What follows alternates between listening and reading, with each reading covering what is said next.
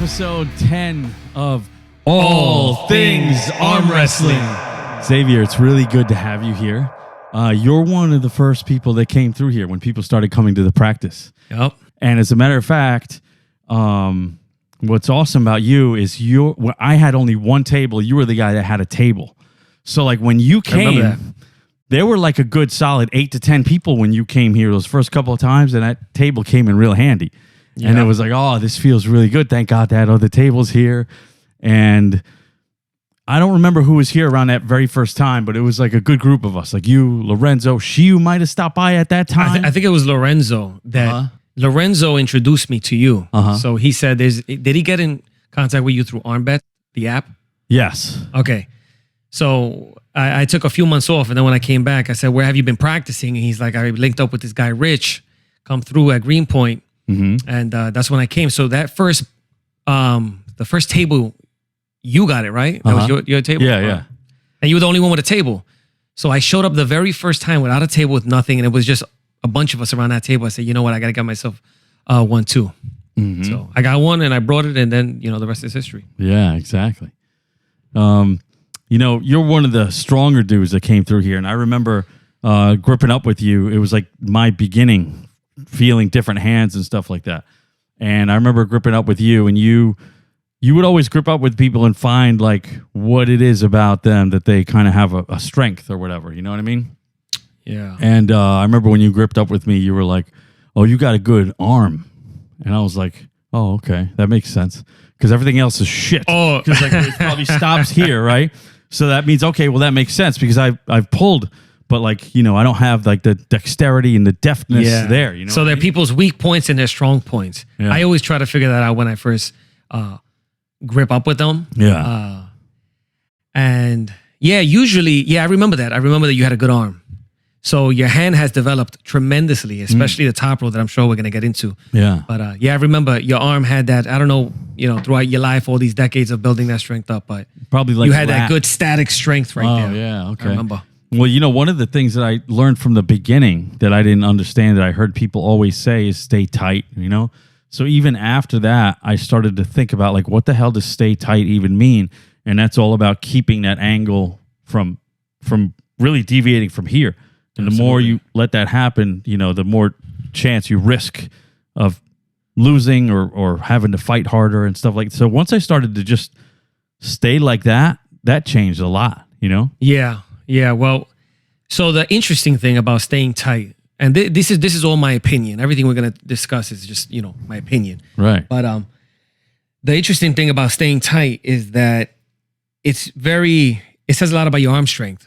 So I remember when I first started off arm wrestling, a little over 2 years ago, I saw a video on YouTube, and I love anything strength related. I'm obsessed with anything strength related. So I saw a video on YouTube, and I saw Larry Wheels and all these big guys arm wrestling. I'm like, I looked at Alexandra, my wife, and I said, man, I would love to get into that. So I Googled New York arm wrestling, and somehow, some way, I got a number. I ended up calling that number, and they said, I forgot who I spoke to, and that man told me that they're going to have a practice every Thursday in Queens. They have a practice. It just so happened to be that Thursday when I called. So he gave my number to Jason Vale. Rest in peace, Jason Vale. And I started with him in that basement that very day. And he always used to tell me, Xavier, stay tight. But the problem is I couldn't because my arm wasn't strong enough. So people don't realize when they say stay tight, it really depends on how strong your arm is. Because if you're stronger, let's say you're stronger than me, and I pull hard, what's going to happen is I'm going to pull my own arm open. So because I can't stay tight enough. So Jason always used to tell me, Xavier, why are you opening up? And I'll tell him, Jason, it's because I'm not strong enough. As I'm trying to pull you open, I'm pulling myself open. And then I'll end up being in this obtuse angle all the way out here. Right. So yes, you definitely want to stay tight, but the stronger your arm is, the tighter you tend to be able to stay. So, but people always give that, stay tight. Well, guess what? If you refuse to let your arm move from here, all you're going to be doing is just holding someone. Right. Because you're never going to be offensive. You're only going to be defensive. Yeah. Especially if they're stronger than you. Eventually, you're going to have to pull. And if you're just not strong enough, you're going to open your own arm. So to stay tight, the hand is part of it, but definitely work on your pulling, your arm, your biceps. and to stay tighter. Uh-huh. That whole thing about biceps not being important in arm wrestling, I think it's complete BS. See, I'm really glad you said that, because that was one of the main questions that I had ready to ask you and to get your opinion on. How important is biceps in arm wrestling? And then what opinions do you have on the bicep in general? Huge. So I love Todd Hutchings, but Todd Hutchings is a man that is a big proponent on not putting too much emphasis on biceps. Mm-hmm. And I respectfully disagree. The man is an absolute legend, but we can agree to disagree. The only thing that contracts our forearm up towards our shoulder is the bicep. Mm-hmm. Our ulnar and our radius are our forearm bones. It comes up and it contracts because of our bicep. If we're arm wrestling and I have no bicep, my arm is going to stay down here. Mm-hmm. I don't care how strong my hand is. Mm-hmm. So the only thing that keeps me tight here is biceps and brachialis, of course, and maybe a little brachioradialis. It all helps. But the stronger your bicep is, the more difficult it is going to be to open up your arm, to literally peel apart, take your hand away from your shoulder. Right. Perfect example. We train with some strong dudes. Mm-hmm. A lot of Russians too. I love those guys. They're crazy. I love them. We got Yuva. Mm-hmm. Let's talk about Yuva, for example. So Yuva is stronger than me. I would have to say Yuva is one of those guys that his biceps is so strong that when he gets into a hook, it's tough to peel him open. I can't. Mm-hmm. I try. I mean, we'll go back and forth, but 9 times out of 10, he's going to beat me, especially in a hook. Andre, another one of our guys, he's super strong with biceps. If you look at almost all the best arm wrestlers in the world, top right now, they all have strong biceps. Mm-hmm. Absolutely, you need a strong pronator and a strong hand. But I'm going to be honest with you. A lot of times when I'm losing here, when I beat people at our practice, I beat them because I have a stronger bicep. Mm. Let's talk about Justin. Mm-hmm. Justin has improved tremendously. His hand is great, but when we get into a hook, I open up his arm. He needs a little bit more bicep. Larry's also great. He's gotten much better. He needs more bicep. A lot of times when I lose, it's because if we're in a hook, let me clarify that. If we're in a hook, because it's very arm dominant in a hook, I lose because the guy just pulled my arm open. Mm-hmm. What if I could have curled, let's say 40 pounds more? Then maybe I would have been able to keep my arm closed. So I have this whole rant about it, but bicep is huge.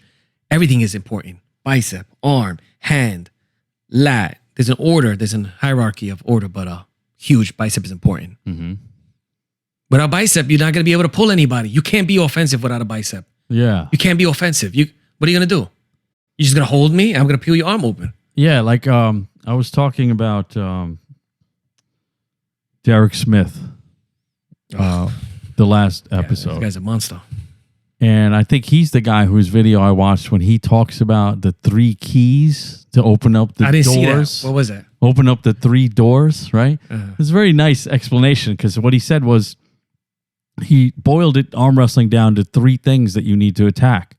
You need to attack the fingers and hand. Mm-hmm. You need to attack the wrist.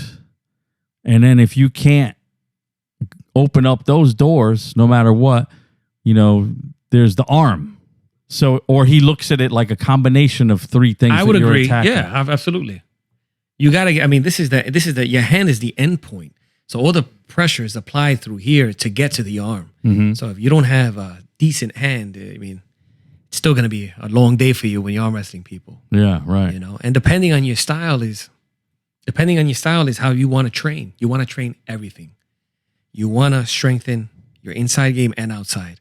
But I love what you said in another episode, which is early on, you need to choose which path you're going to go down. Mm. Some people are anatomically structured in a way where they may be better hookers right off the bat. Or some people may be better top rollers. Some people, their career or the work they've been doing for so many years dictates what they're going to do. I know there's a lot of mechanics, a lot of people who have been doing pronation or bricklayers since, maybe they have a stronger hand or... Mm-hmm.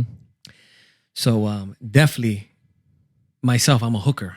So I like to supinate my hand and start applying pressure through my hand on your hand mm-hmm. and pulling back. I don't want to apply pressure through my fingers too much. So I want to hook in and when we're palm to palm and then I pull that way. Mm-hmm. My weakness, I'm okay at it, but my weakness is if I stay straight and try to apply pressure through my fingers. If you start attacking my fingers, that's I'm a little weaker there. But so are you most comfortable top rolling? I think so, which is weird because I'm not really like all that crazy with like hammer curls ever or doing this kind of motion. And that's the best thing for top rolling. So I actually want to work that in, because I want to see how well. And plus my risers, shit, right? But all that stuff plays in. But the reason why I say that I'm more of a top roller is because when I try to hook, it's way worse. Like really? Like so I my problem with hooking is I don't have the flexion. First of all, and I probably don't have enough flexion and supination, so I'm struggling to make it, effective. And then, I can get the pull part, but then this I know is weak. But then, like, there's that other part where you're training the down pressure too in the flexion, and it's like once I don't have this strength. Like once I feel that pressure pulling me into this losing hook position, it's like, it's painful. And it's like, I can't even fight that. So it's something that I have to work on, I think, way harder. Top rolling is more of a trickery to me where I'm not going in close. I'm almost doing some weird flying back kick maneuver and jumping out here to spin around you and take you down. Which requires a lot of strength, but it is different. Let me tell you something. Top rolling to me, I've sat down thinking about it for hours. And it's so strange because I can dominate someone in a hook. No, I can't dominate. Let's just say it's someone that I can beat in a hook. I know them and I'm better than them in a hook. But if we go, let's say they're better than me in a top roll and we try that, all of a sudden I can't move them. And I'm trying to figure out the physics behind this. It's unbelievable. Maybe it's because they're applying pressure further away from the moment arm. Let's say my forearm, now it's a little bit higher up. So instead of applying pressure through my palm, it's through my fingers, which is, physics wise, it doubles, there's more torque on it. I'm not sure, but I admire top rollers. It's unbelievable. Jamal, another guy, he comes down, he's in the hook, we go at it. Usually I could get him in the hook, but if I try to top roll with him, 10 times out of 10, I'm losing. Lorenzo, one of my first training partners.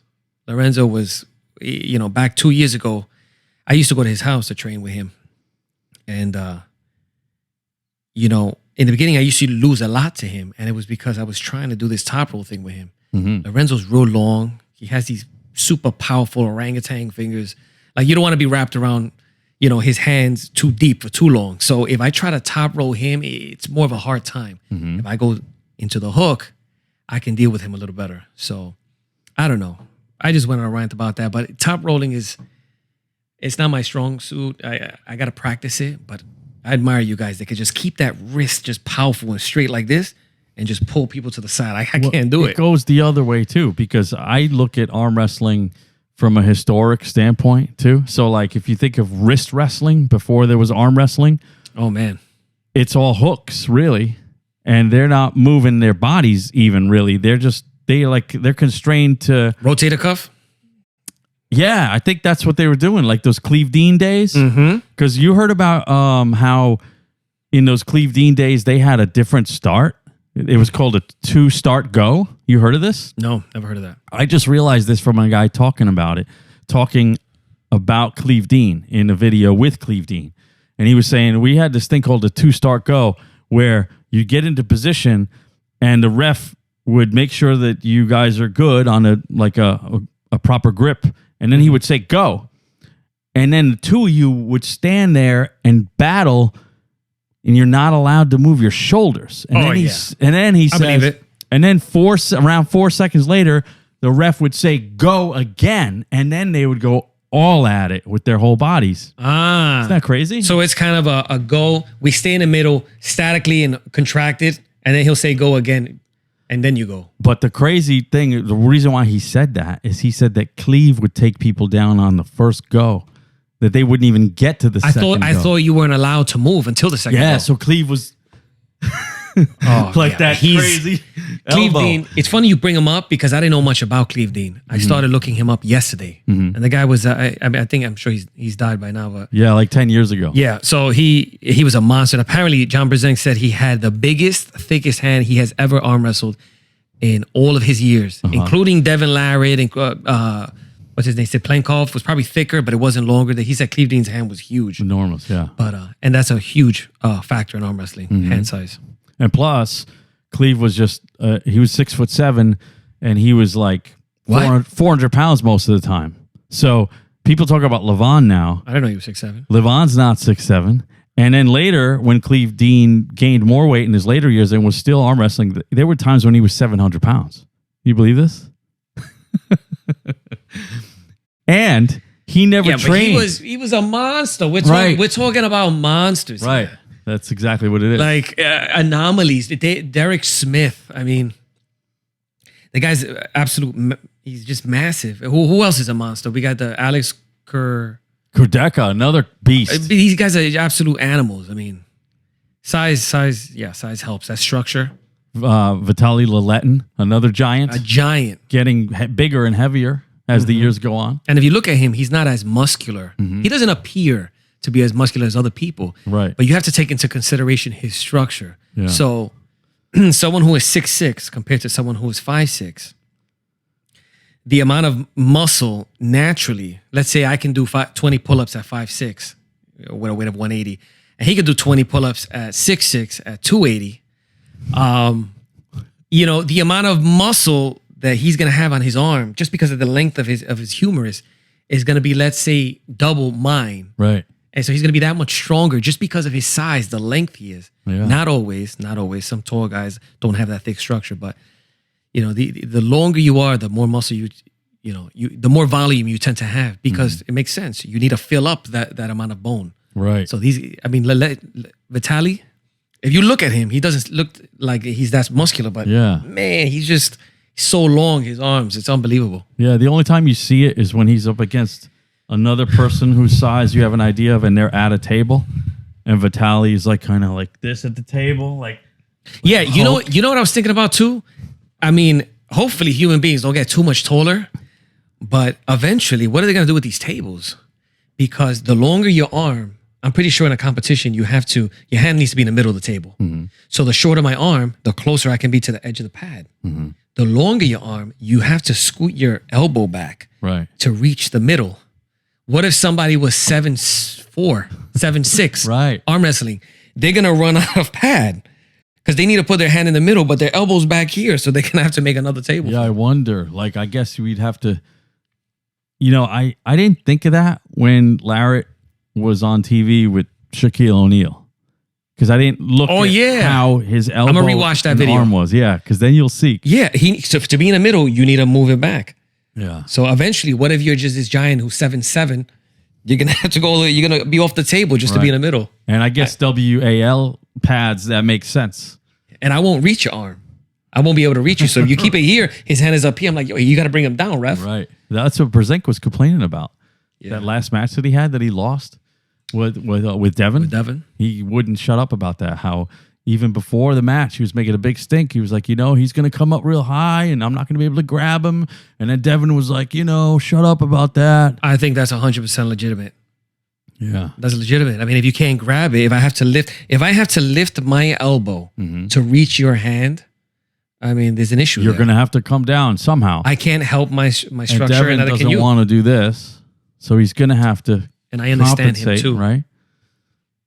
All right. So move your elbow back and still be up. Yeah. Still keep that ulnar flexion right there. I'm sorry, radial flexion. So where John was arguing the most is he was saying that Devon was scooting around playing games in the setup, which we know that Devon does that, but that's where Brzenk started to really lose it. And he was like, he's moving, come on. He's like, don't you see what he's doing? And he was like, this is what I was talking about. And he was getting like really... You saw him get frustrated, right? I've never really seen him like that. He was getting pissed. Yeah. But, I mean, I don't know.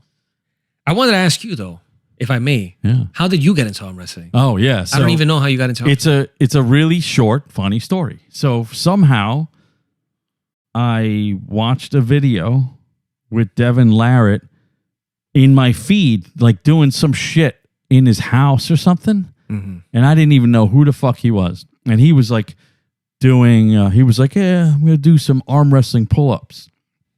So he's in his house barefoot, and I think he has some kind of straps hanging there so that he puts his hand in there and holds onto the strap. And then he just hung there and shot his legs out like that and just kind of went like this a lot. And I was like, what is this bullshit? I was like, those aren't pull-ups, right? But he was doing them, I think, if I remember correctly, with both arms and then one arm. And I was just like, oh, well, that's interesting. But all he's doing is this.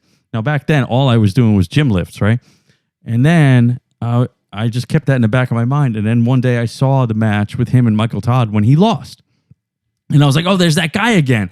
And who back then, when I'm looking at Devon, the only thing I'm thinking is, God, this guy looks like such a jerk. Like, who is this guy, you know? What year is this? So this is like 2018. Wow. Or early 2019 at the early or at the latest or something like that. And, you know, he's Canadian. I'm like, oh, he's Canadian. I don't know, what they do there in Canada or whatever. So then I saw that match and it blew my mind because everyone was complaining about how Michael Todd did the King's move and Devon lost and it's such a big deal and all that stuff. And that's what opened the door when I realized, oh, Devon's not a jerk. I feel for him now. Who's this Michael Todd guy? What's he doing? And I just started watching more research and more YouTube and then for like a year almost, not even, let's say for like 6 to 7, 8 months, I was just so interested in these technical aspects of what it is and I guess what you do on a table. Because you could talk about it all you want, but it's always in the context of a table because you have to be at the table to compete. So then I was like, I can't do this without a table. I was like, I have to get a table now because I'm so interested in it. And I'm putting the time and the interest. I have to get a table to understand this now. And that's when I ordered my first table. And the table came here. I remember the date because it was a Halloween party that we were having. And the Halloween party was October 26, 2019. And the table came that day. Halloween seems to be a big thing in this house. Yeah. So we usually have 10, 20 people here for Halloween. And one of the things we do is hang out in the garage. We clear it out so you can sit and have fun or whatever. Except this year, no one knew there was going to be an arm wrestling table when they got here.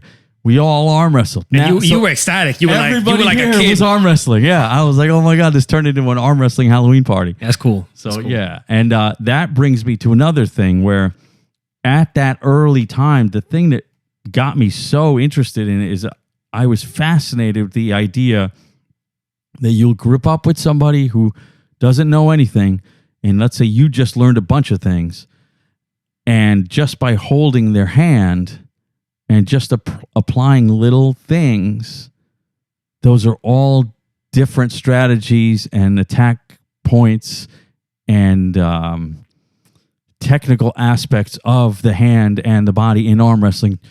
Just as little things where like most people, right when you don't know anything, all you think is we're going to hold and then we're going to, but there's all these little things and angles and pressures. And that's what really got me in the beginning.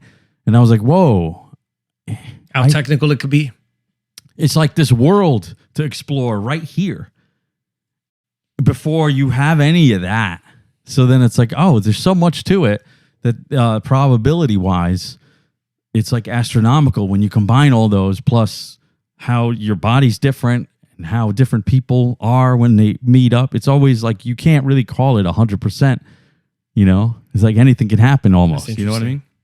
So that's how it started.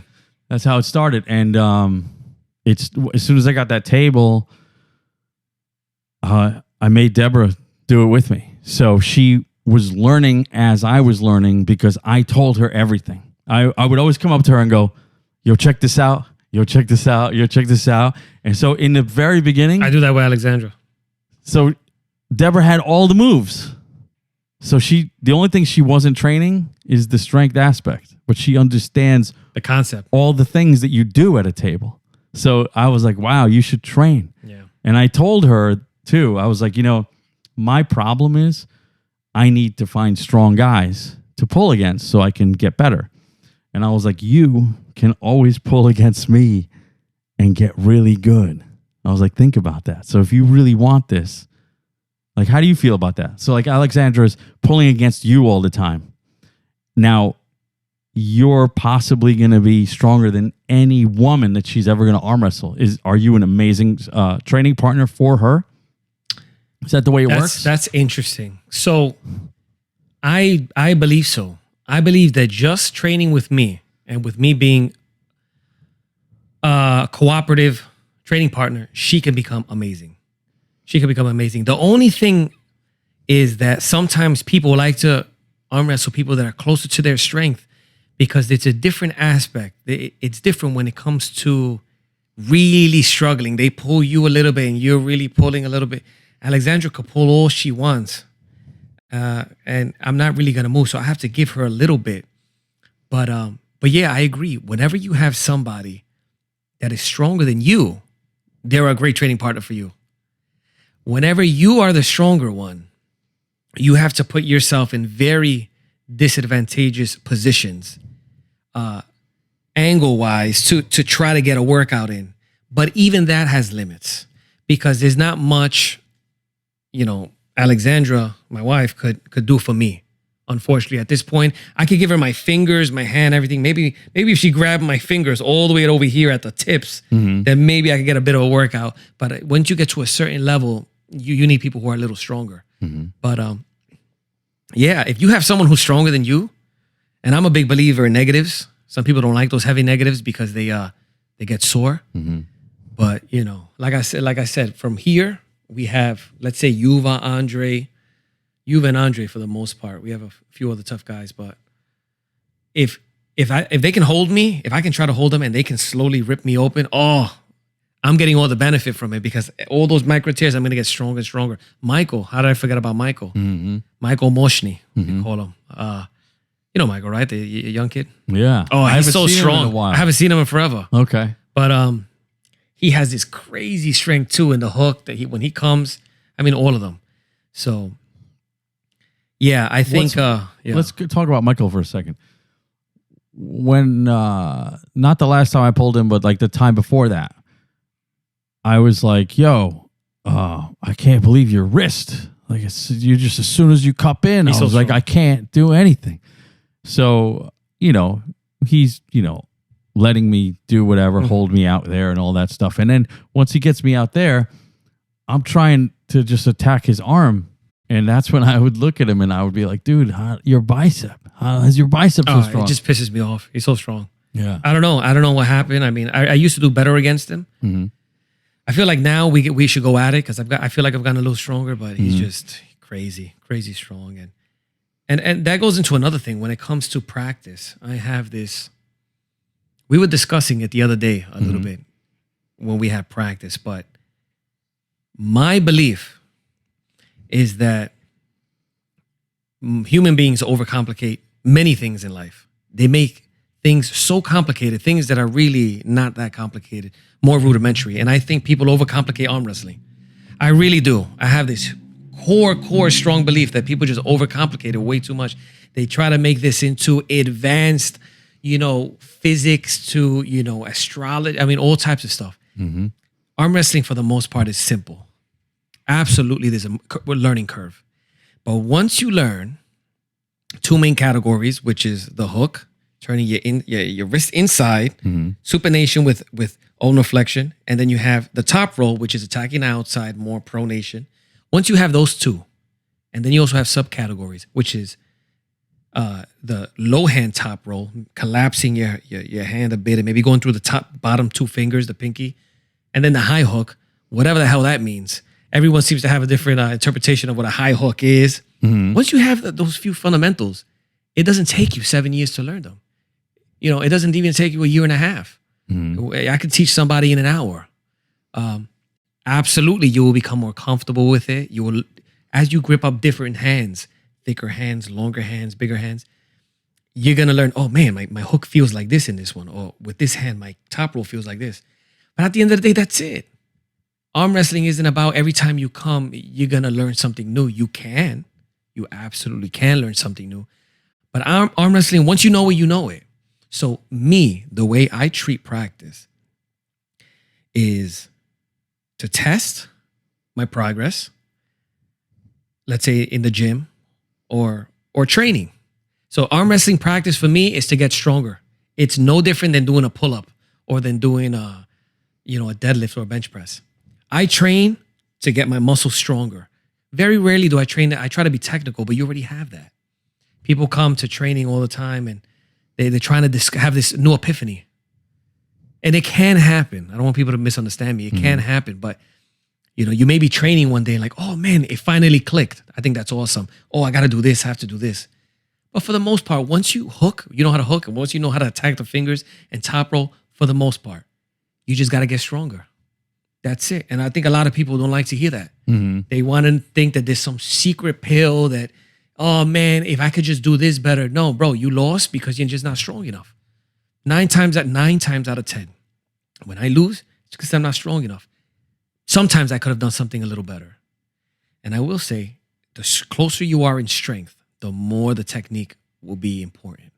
If we're very close in strength, my technique needs to be on point because, a little bit, an inch could be a mile. That little bit of extra, that little bit of extra technique that let's say I'm crispier on, I can get you. But even when it comes to that, let's say you're a hooker and I'm a hooker. What are we both going to do? Boom. We're both going to lock up in the middle. Then what's going to happen? We're both going to pull. Right. That's it. Who's stronger? Okay, maybe I could try to press down on your wrist a little bit because when you hook, you really attack the wrist more than anything. You're attacking, maybe I could do this. Oh, maybe you could do that. And we're going back and forth. I could have been tighter. But that's it. Attack here, pull, been tighter. Those are 3 things. You need to set 3 years to figure that out. Right.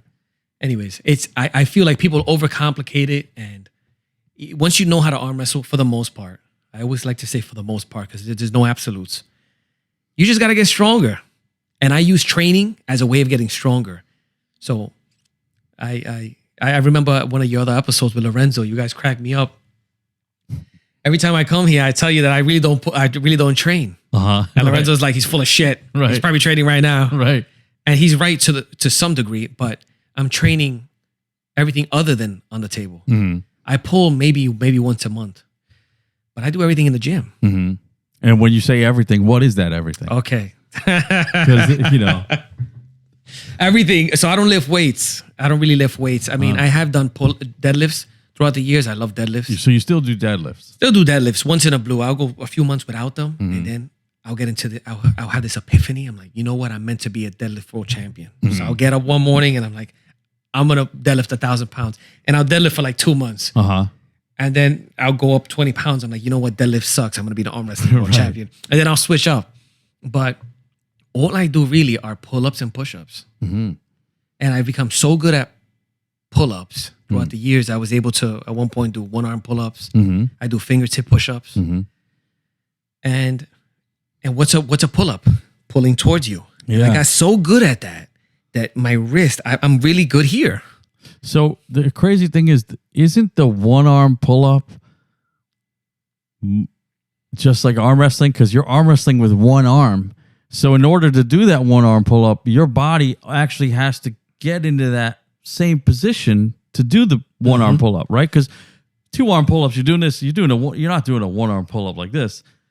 You're like, you gotta be tight, like an arm wrestler, right? Exactly. And that's wild. And even, there's different variations. You got the pull-ups like this. You have the supinated ones with the palms facing towards you, and you have the neutral ones. This is very much like arm wrestling. And it involves some chest. I feel the closer your elbows are towards you, the more it involves chest. The crazy thing is, I was doing pull-ups yesterday, pull-up holds. I would hold on with one arm. And when you hold on with one arm, it also involves a lot of chest because your chest is contracted to keep your elbow close. So it very much mimics an arm wrestling table and pulling in an arm wrestling. So that's what I do. I just do a bunch of that and resistance is resistance, So that's all I do. I don't, unfortunately, do any pronation work and I don't work this part, like that hammer curl top roll. And I'm weak there and I should work it. I'm just lazy. I don't do it. I haven't done bicep curls since I was 14.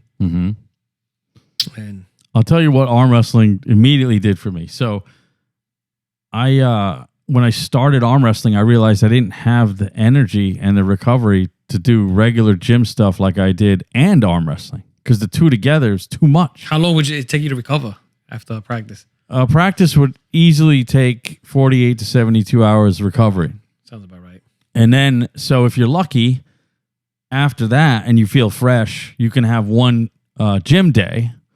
And then if you have all the energy left over to do another something, you can do that. And then it's table time again, right? So and then like that was like my hamster wheel, or like I was like, I'm just going to drop gym stuff because I've been doing that for so long. I could drop it and let me just do this and see if I can get good at it. So for like a whole year, I didn't do any gym stuff. All I did was the table time. So the funny thing about that is I feel like you still need to do the gym stuff. It's just that are you young enough so that your body can recover? Then do it, definitely. Because there's guys that go to the gym, they have to be in the gym 5 times a week. Otherwise, they have mental problems. And it's like, I wish I had that kind of energy. Therapy, huh? Yeah. So like, I don't have that kind of energy. I don't know if I ever really did. There's guys who have so much energy that they need to let it out. You know what I mean? And the thing about arm wrestling that I learned is the first time I tried to do pull-ups, after like a year of not even doing anything except arm wrestling, suddenly pull-ups were a lot easier. No, really? Because now my arms are so much stronger than they were. From the pulling motion, it's literally the same thing. It's a row. They're trying to pull you away. And all I think of with pull-ups is working my lats. So I'm arching, I'm trying to pull to my chest. But if your arms are the weak point, but your back is strong, that's where I was at. Now suddenly my arms are stronger, and I'm like, why is this so much easier? But then what's funny too is what arm wrestling taught me is that when you do the pull-up, think of flexion too. So I'd be thinking arm wrestling when I do, let's say, a pronated pull-up, an overhand, I'd be doing flexion. Or trying to put the bar here like Travis says. Yeah, like just don't be straight. Yeah. Because I would all my life just pull at my fingers. Yeah. So like I don't have this already ingrained in me enough, so I have to overdo it, Mm-hmm. So all those things are just starting to click. So everything was revolved around your week practice. So you would have practice, a few days to recover. You'd kind of go to the gym for a day or two. You're like, wait, I don't want to kill myself because another 2 days I have practice. So you would maybe get a session or two. And you're like, this is too much. I'm just going to practice. Yeah, because then it sucks too when you're sore from your lifts and then you go to practice and then you're destroyed from practice, or you feeling weak at practice because you're sore from your lift. Oh, it's the worst. Yeah. But I do have a different way to look at this because now that I'm starting to adapt, I feel like I'm starting to get recover quicker. So after all this stuff, you know how like people always say, your inner elbow in the beginning always hurts. So I had that for the first 3 months, and nothing I ever could do would get rid of that pain. But after 3 months, miraculously, I never had that pain. Went away. And that comes in more with the inside pulling. I don't know if you're doing the outside pulling now. Well, those inside pulling. I'm probably, compared to what I did in the very beginning, I'm probably doing a lot more than I ever did, and it still never hurts down here. So that's a good sign. So what I'm saying is I think the rest of my body's pain is adapting just like that's adapting. So because I'm trying to put the first 3 years in. I figure like you put those 3 years in, your body will just get used to it and get stronger overall. And I'm starting to feel that. Like at 15 months, I'm starting to feel like, hey, after practice, I'm not so sore that my mind... What I do is I try to imagine, can I go deadlift? Can I? And if my mind says, hell no, I'm like, fuck no. But like nowadays, I'm like, yeah, I could imagine deadlifting soon. Maybe not today because it still a little hurts here, whatever, but maybe tomorrow. So that's how I know. So I'm starting to imagine incorporating the two. Plus, Todd Hutchings, you see what he does. Like when he did this video where he was like, I'm going to work on, he didn't say stamina. What did he call it? And he didn't call it endurance. He called it work capacity. That's what it was. He says, I'm going to try to train for work capacity today. and he says, I'm going to try to deadlift 315 I saw that. for 6 reps, 6 sets. He did it forever. And he said, I never did this before. And I was like, all right, so here's a guy who admittedly deadlifted 500 pounds at least, somewhere around 5 something, which is more than I can deadlift, obviously. And he's doing 315 for 6 times. So I'm thinking, I'm like that. I could probably do 275 for 6, which is not that far from what he was doing. I was like, I got to do that. I got to try that, because if that's work capacity, I'm no Todd Hutchings. It's not that different from 265 to 315. You know what I mean? It's all relative. It's a great idea. Just don't do 275 Pendlay rolls. We don't need you injured forever. Exactly. Dude, that pain was the worst. Where'd you have the pain?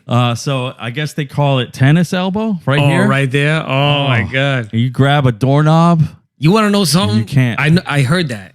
I was doing barbell rows, and I was doing them cheating, because I thought this was during a few months where I was going to be a deadlift world champion, and that was my epiphany. Right. So I'm like, that's it. This is my destiny. So, and the secret is going to be barbell rows. So I was doing them. I was doing them underhand, and now I know never to do that. I do them overhand, because underhand it puts my biceps in a knot. Anyways, I put 275 on just like you, and I was doing barbell rows, cheating, throwing them. And after like 2 sets for 4 months, I had the worst tendonitis in my bicep tendons up here. I remember when you had that. Yeah, and I couldn't pull. I had the worst tendonitis, and it went away, thankfully. I couldn't even do pull-ups. Wow. So when you said that on the other podcast, I started cracking up. I said, we got to I don't know what we got to do. We got to warn people. Oh, man. And that's what it is, because when you do the Pendlay row, it's a power movement. So you got to snap that bar off the ground. And that's when the tendon says, nope. I will say this, though, going back to the arm wrestling practice, I think the beginners definitely need to practice more. I think beginners definitely need to go and hit the table and get a good group of people and practice their technique and become comfortable. You know, once they become comfortable, then they don't have to spend as much time on the table. You can arm wrestle every day if you want to. But a lot of these arm wrestlers that I arm wrestle, I mean, let's talk about Shiyu. Arguably the strongest guy that doesn't come here anymore. Is he just doing a lot of lifting? Yeah, he's just doing his powerlifting stuff. Biggest Chinese man you'll ever see in your life. I mean, the guy's 6'3", 250, between 235 and 255.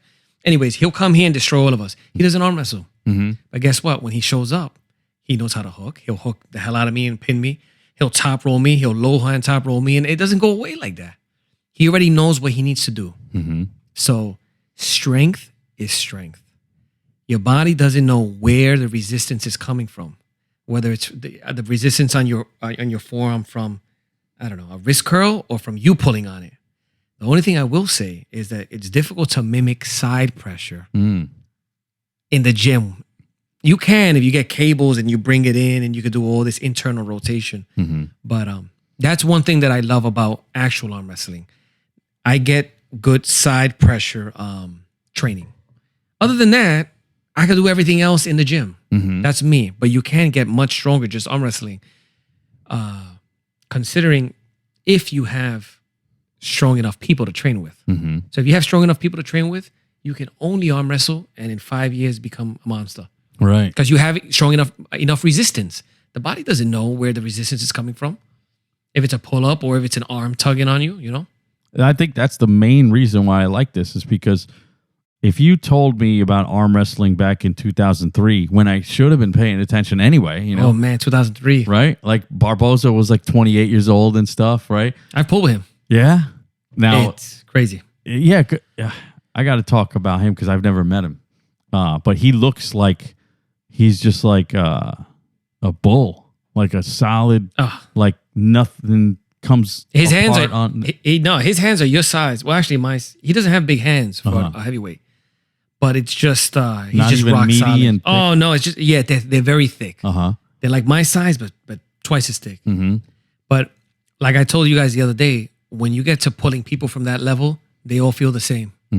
You don't know the difference between pulling Marcio to pulling Tim Bresnan to pulling any of the top elite guys. They all feel like pulling on a 2x4. Yeah, how could you know? You can't. They're just too strong, way too above you. So Yeah, I feel like if someone told me back then, because the only reason I have this thought is because I remember around 2003 or whatever, around there is when Barboza was on Letterman in this side skit that they would do all the time, where like they went into this guy's deli and they brought the cameras in there and he was sitting there and the audience would watch it on the screen, and they had an arm wrestling table in the deli, and it was Barboza, Bajent, Brzenk, and one other person.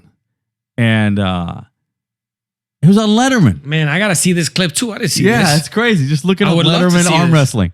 So I'm thinking if someone told me about arm wrestling back then, it wouldn't stick, because the thing is, like, I think one of the things is you're like, well, how do I get good at that, right? I'm going to lose against these guys or whatever it is. But what I love about what's really going on is everyone needs to train and everyone wants to practice. So like you said, you end up pulling all these guys that are stronger and stronger than you, and they get you stronger. And that's what it is. Stronger. If they're willing to cooperate. Yeah. Because if they just grab you like Psycho Yuva and just pin everybody, then, Look, I've never actually had that problem with then you're anybody. not going to get better. They need to hold you a little bit and let you work. I've never had anybody just fucking whatever me. Every single person who was stronger than me, always at some point, if they could figure out how to help, they did, and then some people more than others. And that's the cool thing about it. Like Shiyu, perfect example. When he first started coming here. When was the last time you saw him? Oh, it had to be like months? 6 months ago. Yeah, he doesn't do anything anymore then. Yeah. And I think he was here once or twice in a row, and then I didn't see him. And we were like, oh my God, what you been up to? And he was like, yeah, I've just been powerlifting. Deadlifts like 700 pounds and benches 500 or whatever he does. So like when I first met him and he first came through here and he was coming here regularly because he was back into it. He was teaching us shit like crazy. He was explaining everything we were doing wrong, everything we need to be doing. He's very good. And then explaining what goes against what. Because it's hard to, in the very beginning, to know the basics of like he was explaining like the triangle of what goes against what and all this stuff, and Toproll versus hook and all this stuff. And it was just, it sounded like a lot, but in reality, it's not that complicated. And you just need to know a few puzzle pieces and then work them. Like the practice you were here at last time, Tony cracks me up. Do I know Tony? Tony is the guy who comes here with his son. Oh, yeah. Super strong. Oh, Tony. Of course I know Tony. Yeah. I don't know who I'm thinking about. He's super strong and super, like, he's way bigger than me. And the first time I gripped up with him, I was like, oh, forget it. I was like, I can't do nothing with your hand and wrist. I was like, whatever. But he was starting out, So he's also, Tony's not one of these guys who's going to teach me. He's just going to grip up with me, and then I'll lose, and then that'll be the end of it. And I'll be like, okay, well, I gripped up with you. So Tony, he has these people on his list, these goals that he wants to take them down. He's hilarious. Right? He cracks me up. And then like every 5 months I'll see him and he'll talk about those same guys or another guy on the list. So every time I see him, I'm like, well, let's see what Tony learned. Dude's really strong, but I feel like Tony just needs to stop worrying about all the things and do it. Like you said, it's easy. So I think a lot of people get it really complicated and get mixed up. Try to get stronger. That's it. As simple as that. Yeah. Just try to get stronger. Yes, 100%. Even I learn. Because I don't know everything. So Chi will come and people who have high knowledge in this, and they will teach me little nuances. See the difference? You're not learning a whole new bracket of arm wrestling that you never, just little things. He's like, you know what? You should probably do this because of this and this. Damn, Chi, I never thought of that. Thank you. And then I'll apply it. But people want to come here and just try to reinvent the wheel every time. No, it's not. Like I said, Tony, he cracks me up. Tony's gotten a lot better. He's gotten a lot stronger. I pulled him last time. Yeah. He's getting real good. And we have a group chat. Do you know we have a group chat? I've heard of it. Yeah. The legendary group chat. We have an arm wrestling group chat that has, I think, a lot of people that don't come and a lot of people that do come, like 15 people, 20 people. And the things that go on in that group chat are from arm wrestling, and they go on to politics, all different type of stuff. Sometimes I just go in there just to check to see what's happening real quick. Right. I laugh a bit to see what Tony or Yuva, Larry, or any one of them wrote. Especially the brothers, Nick and Michael. Oh, they're hilarious. But so he's gotten a lot better. But to go, you said that Tony needs to just keep it simple. Just keep it simple. Just get stronger like everyone else, and then just start going down your list and saying, "Hey, you wanna pull a little bit?" Especially in the beginning of practice. In the beginning of practice, I like to test myself, go all out like a 1 rep max for me against the strong guys to see where I'm at. People's like, practice is only about practicing. Absolutely. But if you're my frame of reference, if I keep bringing up Yuva, why? Because he's my target. Right. And that is, he is him and Michael and Andre.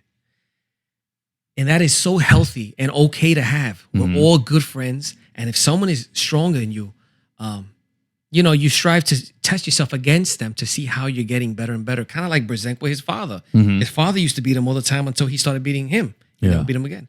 So we're all very close, but they're a little stronger than me. So every time I come, if I see them, I'm like, let's go. So I can test to see where I'm at. Once I do that, then let's get into practice. Okay, I'll go out here. All right, you take my hand. Let me work on my pronation. That's healthy. Healthy competition. That's what we're about here. Yeah. So that's how I view it. That's why I like to see some of those strong guys come, because I remember how I pulled with them last time. I remember how it was with Andre. So next time I'm like, all right, let's try again. You want to know what my goal is? My goal is what everyone's goal should be, which is to show up and get to the point where no one could even move your hand. If that's not the goal, then what are you even doing here? Right. We all want to become better. Yeah. And I want to get to the point where you can't even move me. Probably won't happen, but I want to get to the point where nobody can move me. Lorenzo, Andre, Yuva, all of them, Michael, Nick. And their goal should be to get to the point where nobody can move them, That's really in a good funny way. that you say it that way. You Why know why? not? I'm always about like what goes into the subconscious that proves that you're learning on like the conscious and the subconscious, because the subconscious is always recording. And then when you go to sleep, the subconscious turns 100%. on. I agree. And then that Law of attraction. you pull that in, and that's your wisdom that you then use the next day in your conscious world. That's the point of dreaming. The whole point of dreaming is to absorb the wisdom so that the next day that You can apply wake it? up, you're applying it. Right. I never heard of that before. So the crazy thing is that I have a little test, that whenever you start doing something or something becomes a thing and it's affecting you, I always ask, did you dream about it yet? I'll give you a perfect example. You remember when this pandemic first started? Don't give me goosebumps now. When this pandemic first started, it took me a really long time to have a dream where people were wearing masks everywhere. And then when it did happen, where in my dream everyone had a mask on, then I was like, oh, it got me. That's when it got in. What got you? What did the dream mean? The thing, the outside world where now it's all masks. Penetrated your subconscious. Went into the subconscious finally.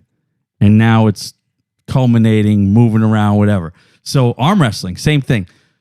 I would always ask myself, hey, did I have a dream about arm wrestling yet?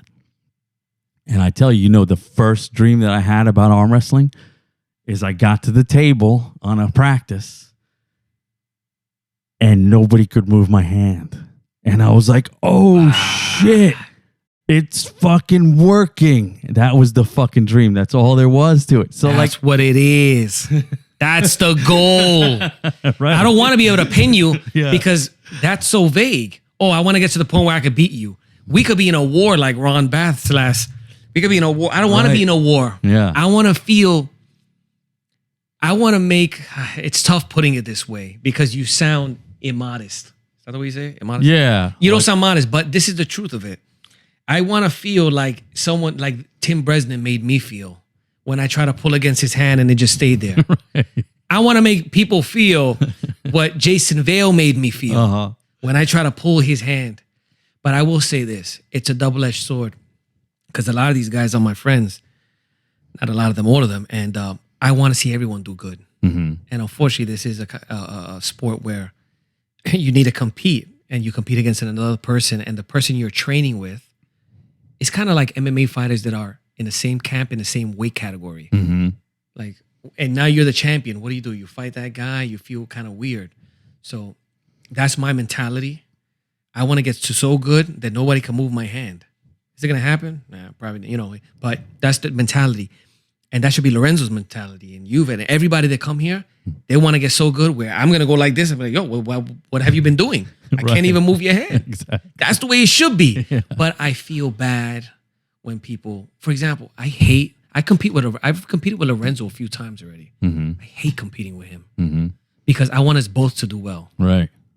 I do. I want us both to do well. So I two things wrong with it. Number one, you're both taking each other's energy away for another match after, and then one of you is going to have to lose. So I didn't even view it that way. Yeah, you're right. So it's like a double negative. That's why a lot of people, when they're friends, they're just like, fuck it.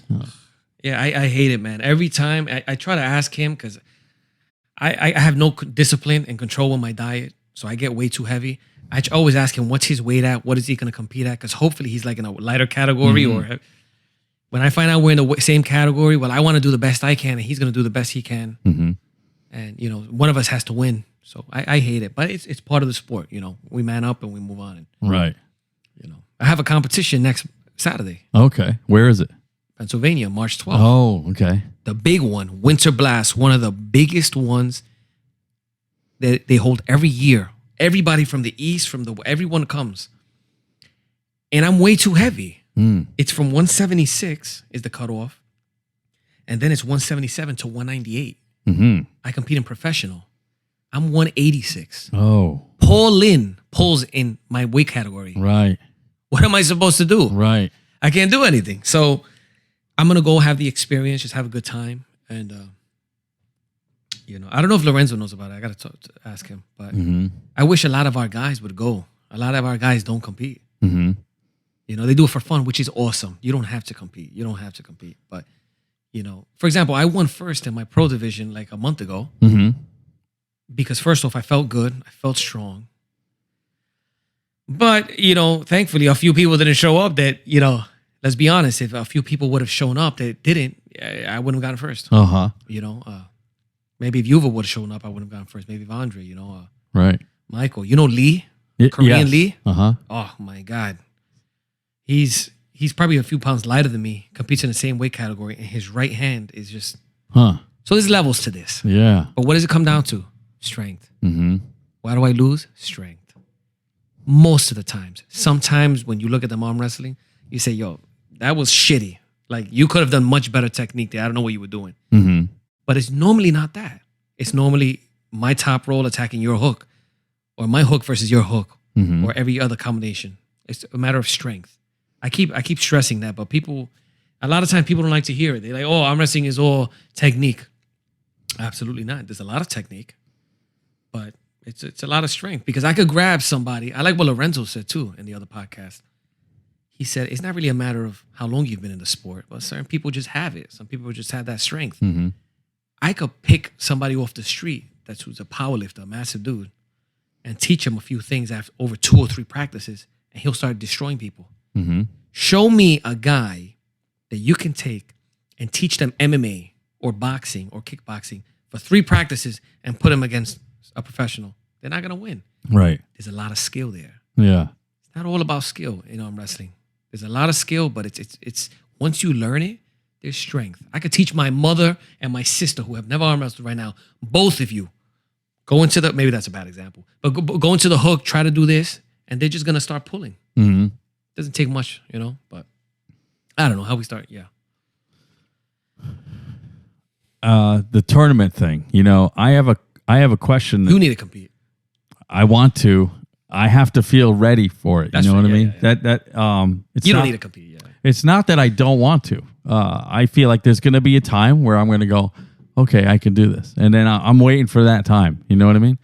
And there's a question that I have for pulling, and this is one of the things that come up. Like, if you've never been in a tournament, I always wonder how much it's a thing where you're gripping up with somebody at a tournament and you don't know that person.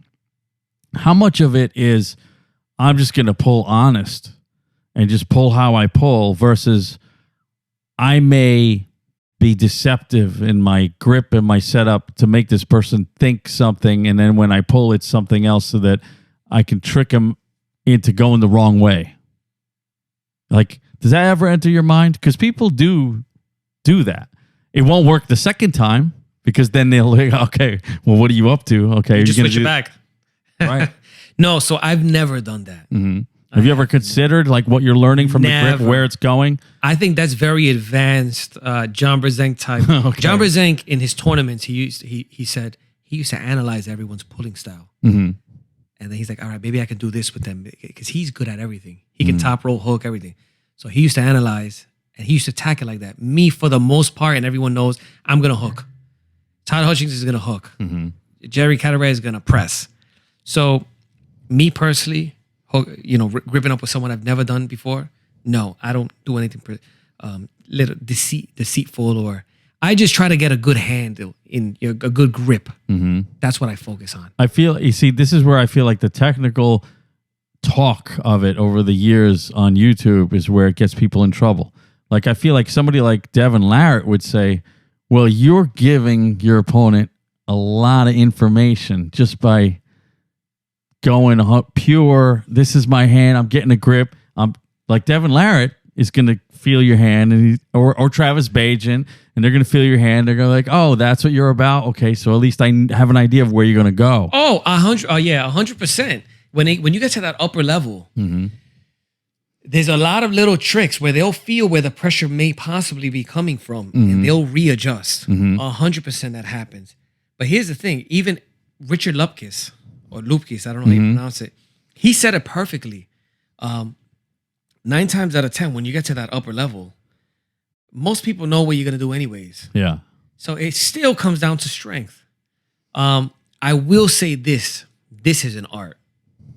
Arm wrestling, I've been saying it this whole podcast, that people overcomplicate it, and it really comes down to strength once you know the fundamentals. But there is a big art when it comes to setting up. You need to learn how to get up there and how to, not give them too much wrist when you first start, mm-hmm. and how to set up correctly. Mm-hmm. It's not a huge learning curve, but that is separate. Because mm-hmm. some people set up horribly and already they're like this and they give up their whole hand. Mm-hmm. When they say ready, go, they're wondering why they're losing. I'll give you an example. Watch this. So when Lorenzo was here, he was like, yeah, everyone knows what arm wrestling is. It's bound to be global, because he's like, we could clear this table and we could arm wrestle right here. And I was like, yeah, that's right. So I want to show you something funny. So around when you first came here, I want to show you how I would grip up. All right. So when you first came here, this is how I would grip up on the table. Okay. Now, when I grip up on the table, I do this. Ooh. So like that different pressure. It's a world of a different hand. More pressure, you are higher, more of a cup. It was night and day difference. I didn't even know that there was a way. Oh yeah. Before, you know what I mean? Loading, another thing when it comes to competitions. Beginners lose because they don't load. Loading means tensing everything real tight and starting to apply a little pressure. So when they say ready, go, you're catching them. You could catch or produce force. A lot of beginners, they're somewhat loose. Mm-hmm. They'll start loose because they don't know yet. They'll start loose. They squeeze their fingers a little bit, and then when they say go, boom. Especially a lot of these Eastern Europeans, they'll go quick. So my left is injured, but I've learned that with my left, you got to really tense up. And I think of it as 4 steps. When I line up, I go chest, elbow, meaning I'm squeezing chest, elbow, then my grip. That's pretty much it. Yeah, so 3 steps. And you're real tight. You're squeezing. You have to be real tight. So that's another little thing that you learn. But see, you learn these things.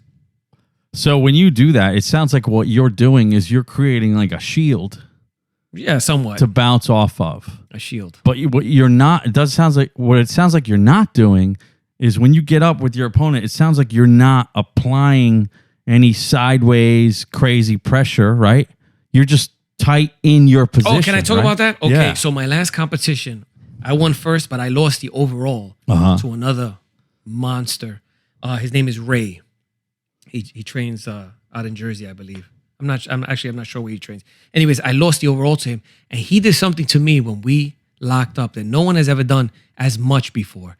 So when we locked up, and they were setting up our hands, he was applying some side pressure already to my hand. Mm-hmm. So not only was he tight, he was kind of pushing this way. Yeah. And it was weird, but I didn't mind it. So you know what I did?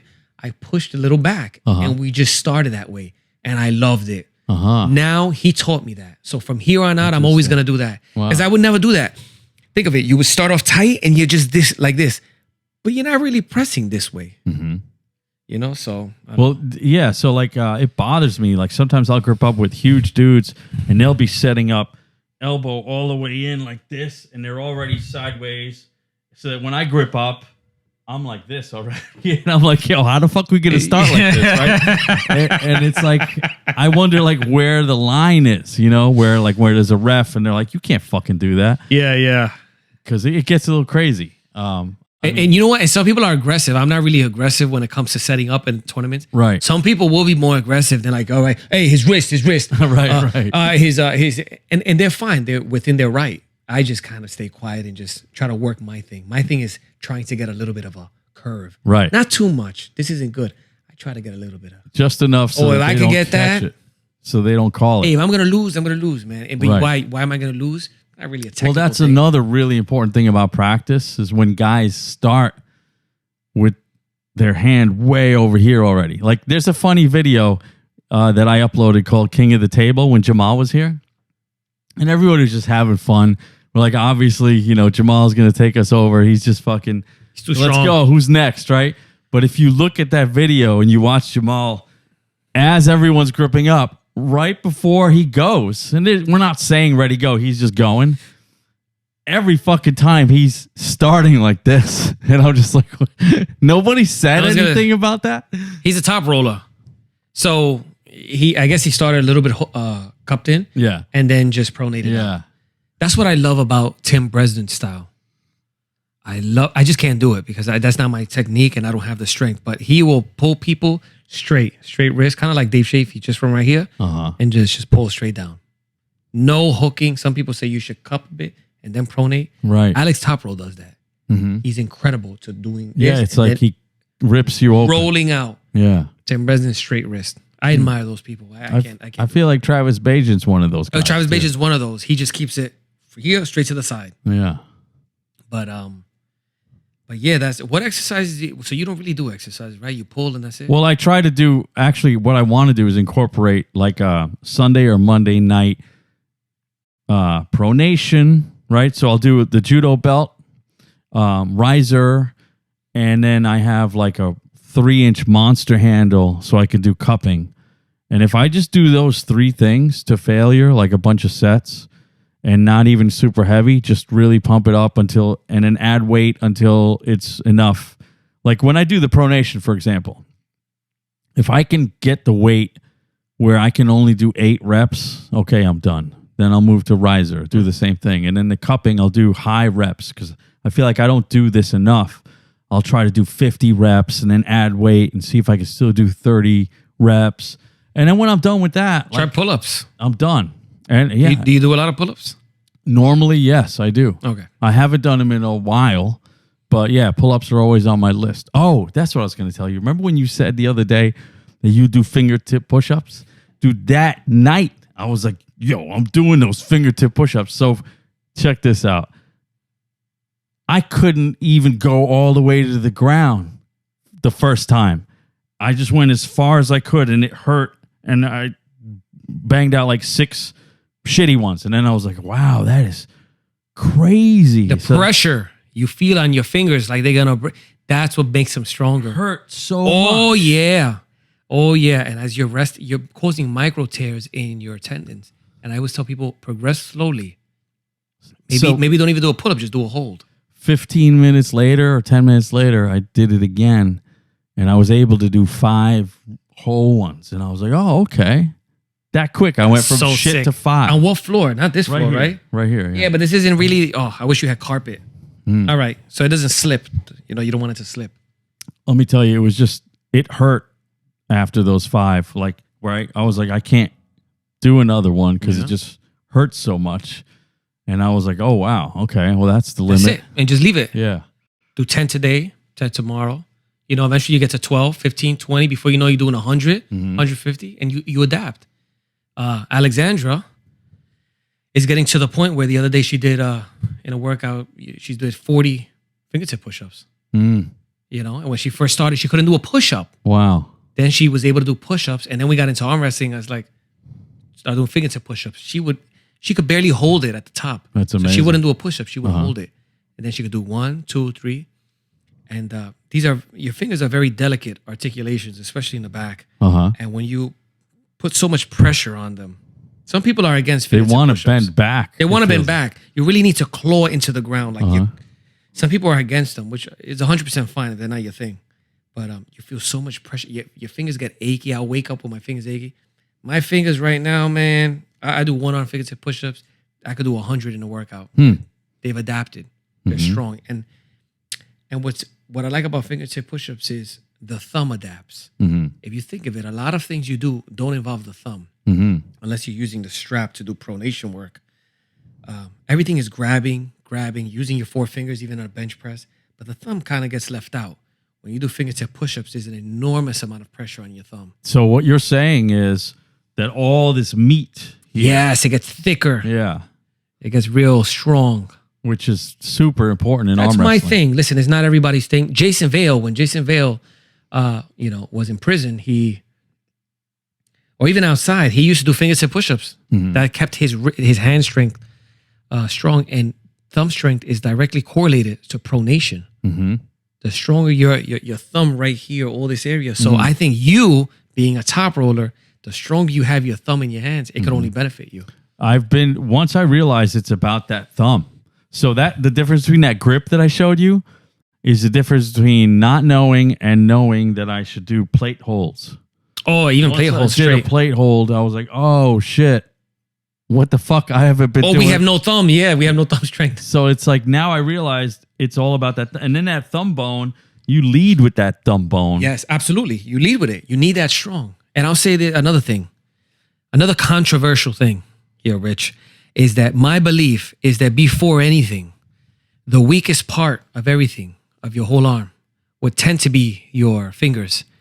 Your fingers, I would argue, are even more important in many instances, other than a select few, than your wrist.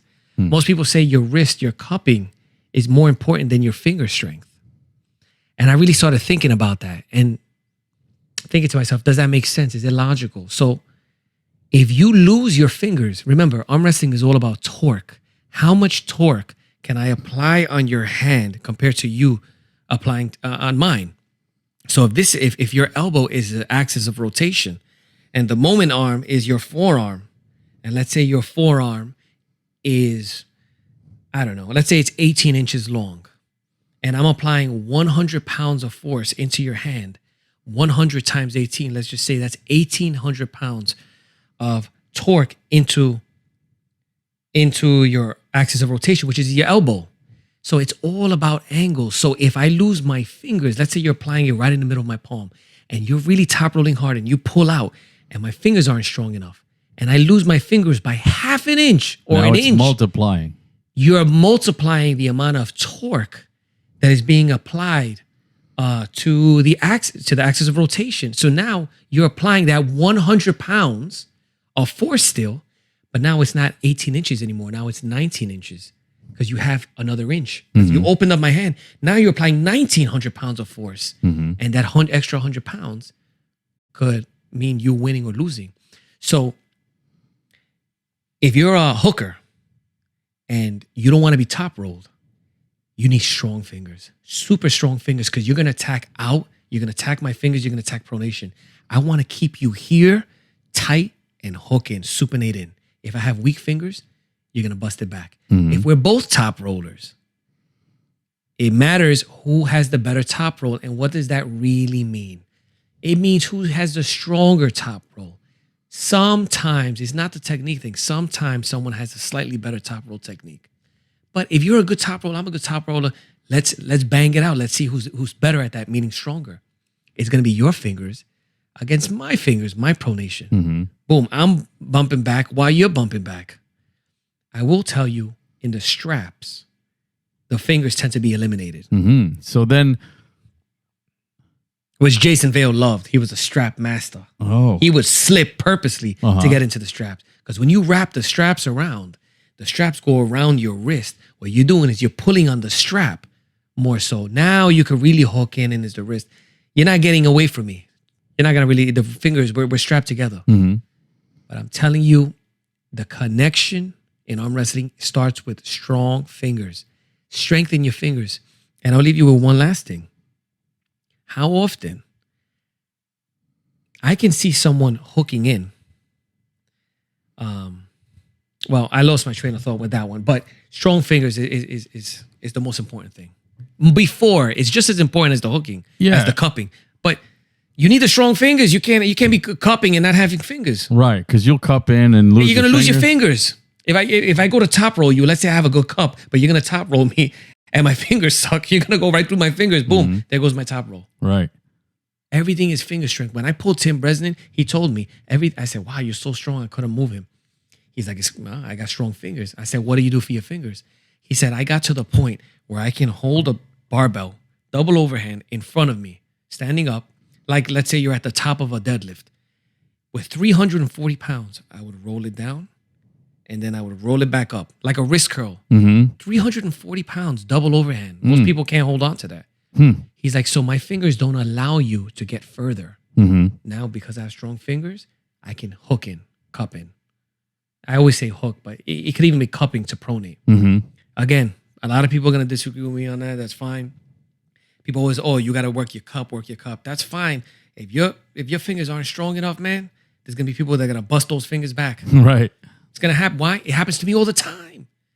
It happens to me all the time. I think I have strong fingers and boom. Well, it's the worst feeling when someone's fingers won't let you do anything. It's like because that's what containment is. That's what containment is. The fingers. Yeah. Then comes the cup. And then how are you going to bypass that? If you really think about it, you also want to think to lead your fingers around the other guy's hand most of the time. Just get that, as far as you can. And if your fingers are weak, what's that even going to do, right? Especially if you have small hands. If you have small hands, the stronger your fingers need to be. You need strong fingers regardless. Right. Everyone does. Yeah. But if you have strong hands, especially being a hooker, that person's going to try to go through the back and attack your fingers every time. I don't have as much to wrap around as, let's say, a taller person. They have more fingers to wrap around my hand. So you need strong fingers.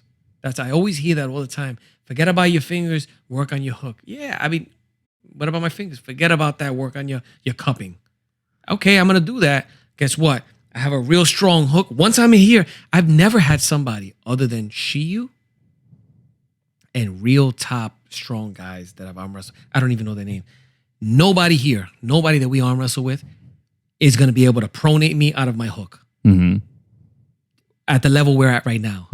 But they'll break my fingers. They'll go through my fingers. Even with all that. If I stay straight, they could peel back my fingers. So, Michael is a perfect example. So what do you need to do to strengthen your fingers? Oh, you already know. Just anything you could do to strengthen your fingers. Anything holding, gripping, pull-ups, heavy deadlifts. Hold on to heavy things. Yeah. Me, I like fingertip push-ups. Not a lot of people do. Because they keep it straight. But anything you can do to strengthen your fingers, I'm telling you, you're going to become deadlier. If you're a pronator, if you're a top roller, the stronger your fingers, even better. If you're a hooker, the stronger your fingers, the less people are going to be able to open you up. You'll be able to contain even more. Contain even more. Yeah, what I noticed is arm wrestling is making me realize that I'm fine now with doing everything wrong in the gym so that I can get good in arm wrestling. So if you're doing a dumbbell row, now when I'm doing a dumbbell row, I'm pulling it in. Oh, you're pulling it in, trying to hook, trying to fucking cup or it. cup it. Yeah. Or if I'm letting it down, like my dumbbells over here, they have a handle that spins, so I can let it out and fucking pull it in. That's great. And it's like you're not supposed to do that shit when you're doing regular lifts. You don't understand how strong these people's fingers are that are at the top. It's hard to comprehend until you grab onto some of these guys. Uh-huh. And then they're like, oh, why is he so strong? Well, his cup is strong. His this. Yeah. Have you grabbed that dude? And another thing, you know how they say there's a few different types of gripping strength? Mm. That's BS, because the only thing a muscle knows how to do is contract. The only thing a bicep can do is contract. That's all it knows how to do, contract. So when the only thing your finger flexors know how to do is close your hand and contract, other than the cupping, which is, flexion as well. So they say there's crushing strength, which is just contracting. There's supporting strength, which is just holding a weight or holding something, which is contracting and holding. And then there's pinching strength, which includes the thumb, which is just contracting. Mm-hmm. Nobody would ever say on a bench press, you're bench pressing, but to hold a bench press right here, nobody would ever say that's supporting strength, supporting weight, supporting bench press. Mm-hmm. They would just say you're just holding the bench press in half, in the middle. The same thing when it comes to grip strength. The only thing you have one grip strength, which is just crushing grip strength. That's it. The stronger your crushing grip strength is, the stronger your supporting grip strength is going to be. Because if you're stronger at closing it, you're going to be stronger at holding something heavier. When they say pinching grip strength, all they really mean is including your thumb to pinch something in the middle. Mm-hmm. That's all they mean. But what is your muscles doing? What are your fingers doing? They're contracting maximally. They're just squeezing. That's all it is. You're just pinching something. So grip strength is grip strength. There's no way to train all. They say there's different ways to train 3 types of grip strength. I call BS. You have one grip strength. It's just grip strength, crushing, closing your hand. All your hand knows how to do is close it and open it, which is the extensors on the back. That's it. People have this, in arm wrestling, you need to work supporting grip strength. What does that mean? Just holding? Okay, that makes sense. Basically, you just mean I need to get it stronger. I need to get my contraction stronger, my fingers stronger. Mm-hmm. They think it's these 3 separate things. It's not. Pinching grip strength only means grip strength, including the thumb. Pinching something. How strong are you at pinching something? That sounds really specific. yeah. I'll have the best pinch grip strength. I get what they mean. It's just including the thumb, but I think people overcomplicate things so much. A muscle can only contract. That's all it can do. That's another thing where, arm wrestling starts at practice and then guys come in who start talking all this grip stuff. And I feel like they confuse the whole thing. Bro, I get confused. I'm like, is that true? You're confusing me. Yeah. So like, what do you have to say to all the grip strength guys who say they do it to get stronger in arm wrestling, but they're never here, and they're, and it's like, is that really helping them or? Probably. Absolutely. I mean, as long as they're getting stronger, I mean, if you're not applying it, arm wrestling, I guess you would never know, but the more grip, the better. Absolutely. Keep training your grip. The question is like, does what they're doing apply to the table? I guess is what I'm saying. I would say anything that strengthens anything applies. Absolutely. People like to, another thing, man, I could go on forever. People always talk about this arm wrestling specific things. Well, that's vague. What do you mean? Well, yeah, the movement involves the muscles that you use in arm wrestling. That's great, but you know how arm wrestling is really here? They say you don't want to open up. So they only do curls here. There's nothing wrong with doing curls just at the top motion. And then if you can do 50 pounds 10 times here and you get to the point where you do 70 pounds 10 times just up here, it stands to reason you got stronger. But they have this in the arm wrestling community. They have this misconception, this way of thinking that if you do a full curl, they're like, well, you shouldn't do that because you don't arm wrestle down here. Right. If I do, let's say I can hold 80 pounds up here for 5 seconds. 80 pounds at the top contracted position. And I can do 50-pound full curls for 5 reps. Let's say I never hold a dumbbell on the top again for months. And I work to the point where I can do 70-pound for 5 reps. Like this, full range. When you go to test your strength up here, now you're going to hold 100 pounds up here. Right. Or everything progresses linearly. It's all relative to each other. So people think, arm wrestling is only here, so just do this. You can and just get strong there. But there's nothing wrong with doing a full range pull-up. There's nothing wrong with doing arm wrestling is only here. So don't work out here. People come up with these crazy things. Well, strength is strength. What I learned when I was learning on YouTube before I had a table trying to figure out what this stuff was, because everybody was like a wizard, all over these Lithuanian guys, voice of arm wrestling, right? Giannis and Ray, right? Oh, yeah. Man, you know what I love about those guys? They're great. Giannis would always talk about what he trains if Ray asked him what he's doing, what do you do? Because they don't train the same. They would talk about arm wrestling specific things, and they would show you, with the handle, you do this with these special things. You only, and it doesn't look anything like a regular gym thing. And then Giannis would say, but full range of motion, he would say, Giannis would be like, full range of motion, I would do mainly for health. Always do for health, do full. When you're not talking health, you can do the little Devon Larratt. And it's really interesting that he kept saying for health. And I was just like, what the fuck does that mean? Like, you're going to lose your health or something? Or like, I didn't get it. But the truth is, once I started arm wrestling and stopped doing all regular workouts, I realized I was losing my health. And if you do full range, bench, pull-ups, push-ups, and you do these crazy things that we do on a table and all this stuff, you feel better when you do the full range, because you're, arm wrestling. Like, I would go to sleep after just pulling, and I would be like, oh my God, my spine, my everything is like I feel like I'm like contorting into a pretzel.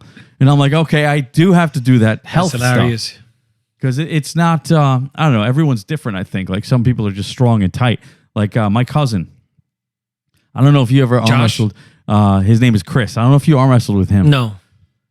Dude, that guy is so tight that like he'd be really good at this if he gave a shit about it. The thing is, like, he is the type of guy where, like, if you take my shoulder, right? I could take my shoulder and I could move it in every way, and it's like so loose I could take it all the way around. His shoulder doesn't move. You can grab his shoulder, and if you try to move his shoulder, his whole body goes. Oh my God. And I'm like, yo, you're like a fucking gorilla. That's horrible. Dude. He needs to hang from a freaking bar for a little while. But when he fucking sits at the table, he's so tight. And I'm like, I wish I could do that. Yeah. And I'm not saying that partial reps are bad, and I'm not saying you can't get strong from them. And that's all you could do. And let's say that's all you want to do. You can get incredibly strong from that. But it's been disproven long ago. Joint-specific strength, certain angle strength, should I say. People thought that if you only worked out this area, you're only going to get strong here. No, if you work out the whole area and you increase your poundage by 20 pounds, you're going to increase the whole length of the joint. You know what I mean? So, yeah.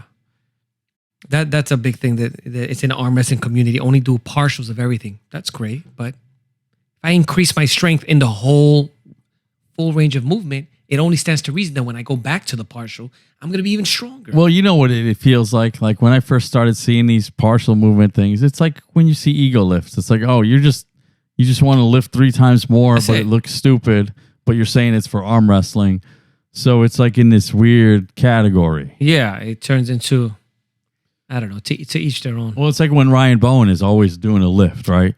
And he would go overboard. Oh, this time we're going to do this. And then later everyone's like, look at your form. What are you doing? And he's like, but it's for arm wrestling. It's like, I don't do that. I mean, I'll watch. I'll see if I can learn. And I'll watch everybody put in their 2 cents, whatever. Resistance is resistance. If it's working for them. And, my only point with that is that you can still get strong. You get strong equally in the partial movement if you get stronger in the full range of motion. And I would even argue that you would get strong in the full range of motion if for 6 months you only did the partial movement. There's people who think that, since I'm only doing a partial movement, I'm not going to be stronger down here. No. Yeah. You know how many people, there's a guy who holds the one-arm pull-up world record. One of the world records. I think he still has the world record. He's an arm wrestler. I believe he's from Georgia. I wish I knew his name. He barely ever did arm wrestling. He holds the pull-up one-arm pull-up world record at like 20 reps or 19 reps in a minute. Dead hang pull-ups. Maybe more. And all he did was arm wrestle all the pressure from arm wrestling in this short motion. Huh. If what they're saying is the truth, that he wouldn't gain strength completely extended Yeah. because he never trains their arm wrestling. Right. He's only here. But they put so much pressure, so much force here that he got stronger throughout the entire range of motion. That's wild. I got a bunch of questions that I wrote down, so I'm gonna go through them like a fine-tooth comb and see if we can cover stuff that we didn't cover, because we actually covered a lot. Yeah. That I didn't even know you had. Yeah, So kind of like to clear the air when I start this thing, I kind of like to tell the listeners that this is a place where we talk about arm wrestling after being on the table, but not just observing and talking about it like these commentators. You know, there are a lot of people on YouTube that just take it like you're commentating like it's a sports match or whatever, and then they talk about what people do.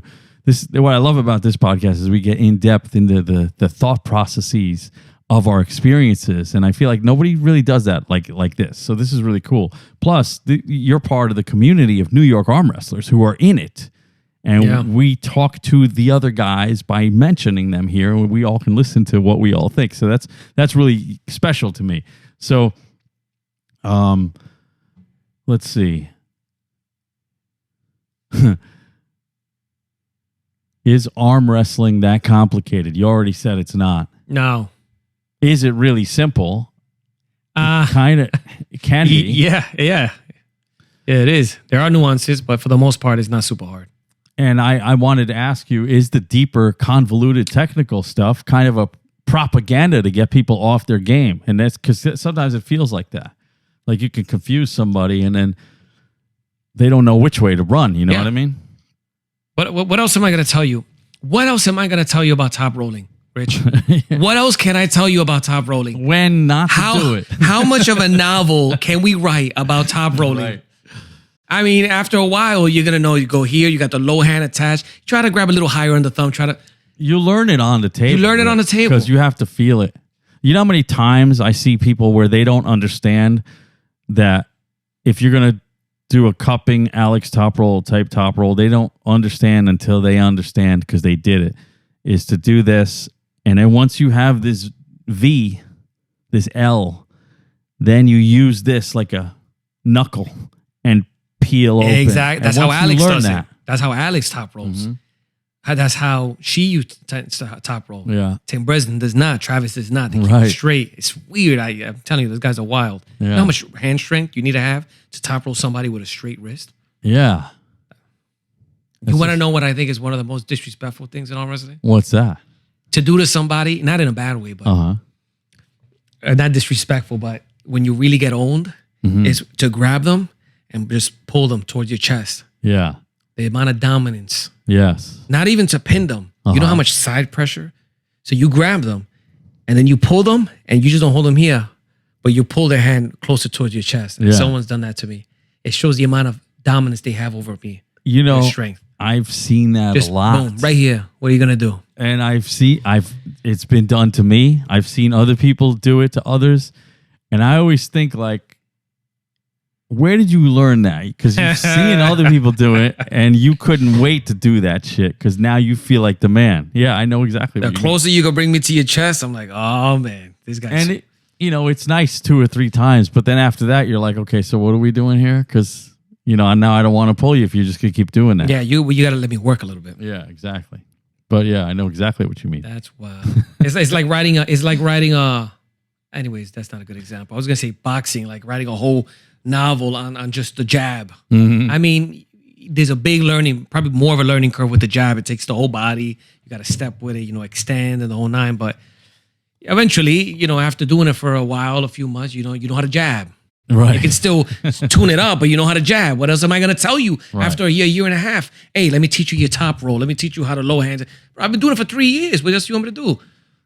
Every Thursday, I'm going to have another epiphany on a top roll. I know. Well, get stronger. Get stronger. Like you said with the jab, like knowing when to jab and how often to jab is like, that's how you apply. You have to apply it. Oh, how to apply it. That's different. Yeah. 100%. You kind of mentioned this already a little bit. So I wanted to ask you, do you feel that there are secret training moves in the gym, or is it just table time? Because Brzenk says all he ever did was table time, and he doesn't like the gym stuff. That's amazing because your muscle doesn't know where the resistance is coming from. There is no better training for arm wrestling than arm wrestling. But you don't have to only arm wrestle to get stronger. Arm wrestling, apart from the technique, if you go at it as training, as resistance training, all right, I got my technique. Now just try to rip me open. All right, I'm going to work on my pronation. I'm going to work on my side pressure. You have everything you need there. Just arm wrestle every day, every week, every hour with people who are strong enough. If you have strong enough resistance, you can become like John Brzenk and be the best at arm wrestling just from arm wrestling because you have the resistance there. You're including every angle with enough resistance. But if you can mimic a lot of that stuff outside of the gym and you already know how to arm wrestle, you don't have to attack the table. There's a lot of top champions who do table time maybe one time a week. Yeah. If that, or one time a month. I feel like Todd's one of those guys. Yeah, because he's getting stronger outside. Guess what? He's attacked. What's this? When I'm doing the back, the pull up, your wrist, you do wrist curls, side pressure. A lot of these people nowadays, they have the cables. So they just bring it in and they're working their side pressure.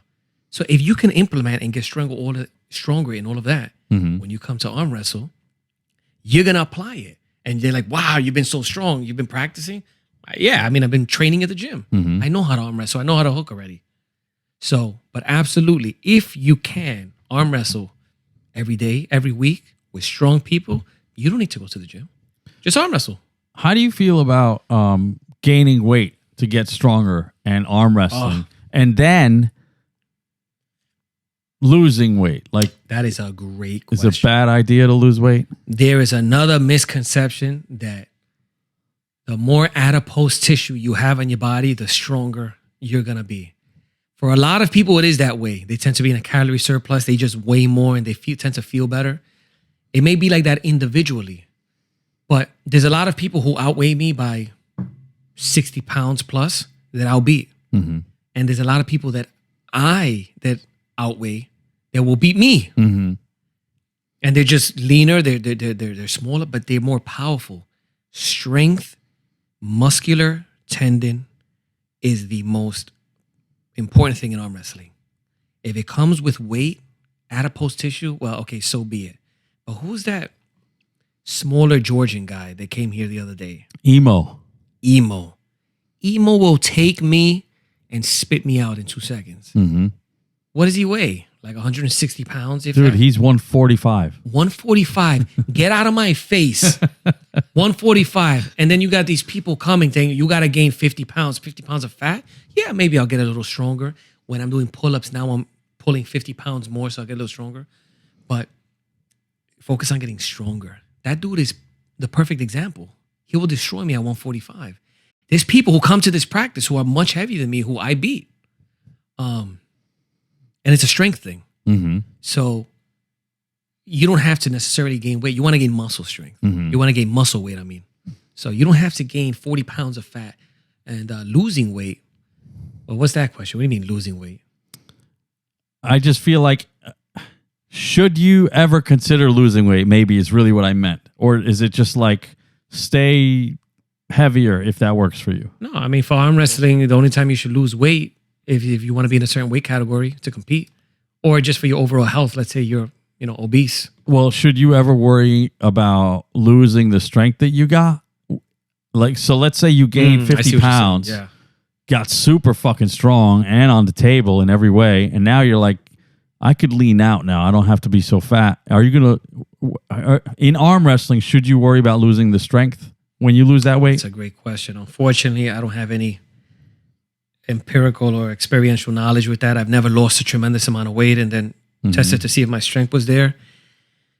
Maybe you could lose a little bit. I think it would still be worth it health-wise, and whatever amount of strength you would lose, which I imagine is not much, work hard to get it back. And now you're in a lighter weight category. You're healthier. You look better. The women love you. The men love you. And it's just better. Now, it's never happened to me, so I can't really speak on that. You would have to ask someone who has lost a lot of weight and ask them, hey, did you lose strength? Now, I will tell you this. a lot of people tend to lose weight that are real heavy on some of the major lifts, and they think it was because of the weight, but it's really leverage. They lose certain leverages. People who have lost 60 plus pounds, their bench press tends to go down because the leverage on the bench is different now. They lost some fat on their chest and on their back, so now they have another inch to press. They don't have as much fat on their arms. When you bench press, sometimes if your arms are really big, it could act like a recoil. Right. So they will lose strength there. But I've noticed that a lot of deadlifts and squats tend to stay the same. But again, you would have to ask them. I wouldn't know. Yeah, I just feel like most people overall say that weight is always going to equal strength, so. Not at all. I know people right now who are 300 pounds who can't beat me. That's the thing. Like, I think what I mean there's is... a lot of variables in there. That's not fair to say. Like, not in arm wrestling. Not in arm wrestling. I know what you mean. So, like a lot of people will say your bench will go up if you just get heavier. You know what I mean? Oh, possibly. Stuff like that. But here's the thing. Biologically, there is no research and no evidence suggesting or stating that adipose tissue, body fat, increases muscular contraction, increases muscular force. So if I'm doing everything the same and I gain a lot of extra body weight, not muscle, just fat, where is the evidence saying your muscle is going to contract harder because you have another 10 pounds of fat on you? Yeah, I think it's more like if you apply it just to strength training, if you get fatter, you have no choice but to build more muscle because you have that surplus, right? Especially in the lower body. People who tend to be heavy have stronger lower bodies because they got to carry it. They're very strong at deadlifts. Their lower back has to carry 250 pounds over. Right, but like what you said about arm wrestling is it's really about the tendon strength. Oh, so, man. I mean, how are you gonna? Would I be stronger if I gained 20 pounds of fat? Or however it comes. I don't know. Like it may not be all fat, but it'll be 20 pounds, however it comes. Muscle and fat, right? Well, we got to differ. If it's muscle, of course. Now, you have more muscle, lean muscle on your body. Yeah. You should be stronger because there's a direct correlation between muscle size and strength, especially if you're a natural athlete. Yeah. If you're on performance-enhancing drugs, well, I can't really comment on that because I don't have any experience with that. I've never done any of that stuff, and those guys are just completely different. Yeah, I mean, that you're going to get all the rewards from that. I mean, it's like no fat, all muscle, super hey, strength, all love whatever, it. Right? No hate, that's what you want to do. But I think I got a few really good ones here for you. Yeah. Oh, so who are some of the biggest names in arm wrestling that you've got a chance to feel on the table? Oh, okay. So I've had the honor of pulling, like I said before, Tim Bresnan at one of our first competitions. He was a referee. I have videos and pictures with him. I'm actually going to go train with him. It's not going to be, he's just going to show me a few things. If he can show me a few things. Because some of the top guys do have knowledge that we don't have. Little tips. He's not going to teach me how to hook the fundamentals. He's going to put the icing on the cake and say, okay, maybe try this, maybe try this. But I'm going to go down to Connecticut to train with him. So I pulled him. If you could even call that. He just stood there and I pulled as hard as I could. And I've never felt a hand that strong. It was unbelievable. And that's where I asked him about his fingers. I said, it was impossible to penetrate your fingers. He's like, my fingers are very strong. I do a lot of wrist curls. And I worked up to holding 340 and curling 340 in my fingers, wrist curls. So he told me that. I pulled Marcio Barboza in Jersey. I was going to say Germany. In Jersey when we went down there and another rock. I noticed his hands weren't big, but they were thick. And he just pulled to the side, and it was unbelievable. I pulled with Paul Linn, who's well known. I went down there, I think, 3 weeks ago. Now, so he's a hook guy. You're a hook guy. Yeah. What did that feel like? Oh, I got a perfect story real quick. So when I went down there, I had pulled a whole bunch already. And this is after the super matches. There was like 5 tables. Everybody was pulling. Paul Linn comes out. And he's going to start getting warmed up now.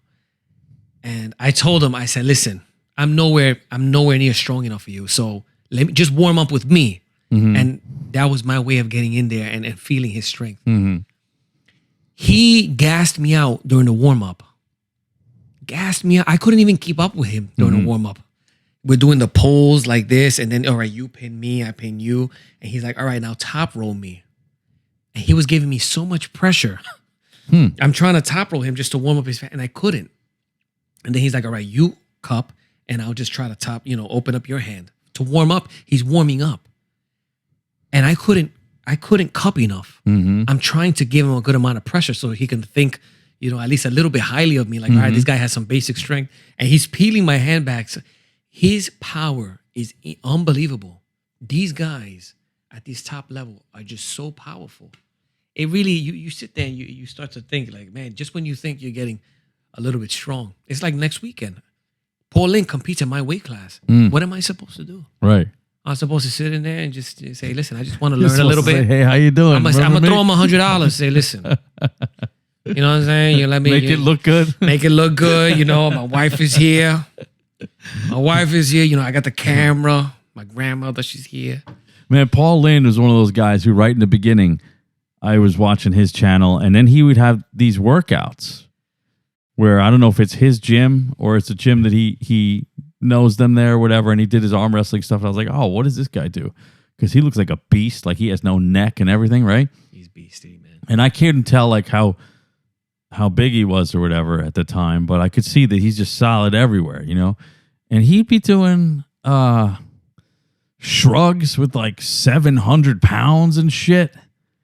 It's ridiculous. In the rack, It's stupid. It's stupid. I'm just like, I like just to hold that, like his hand. He does 100-pound dumbbell curls on, and he could probably do more on the preacher bench. He'll put his arm over the preacher bench, right, and curl the hundreds. So what am I gonna crazy. do? Yeah, I went and I tried the other day, and I held on to like the 60s. Yeah, and I did like a few half-ass reps. But the perfect example. Why is Paul Linn so good? Well, his skill is high. He knows how to arm wrestle. Within a year or two, he was dominating. Dominating. And not just our level, because of the base he built throughout football and everything. He is so strong. Strength. You gotta get stronger. If anybody takes anything out of this podcast, get stronger. Yeah. Once get better, 100%. Try to come and work on technique, but you need to get stronger.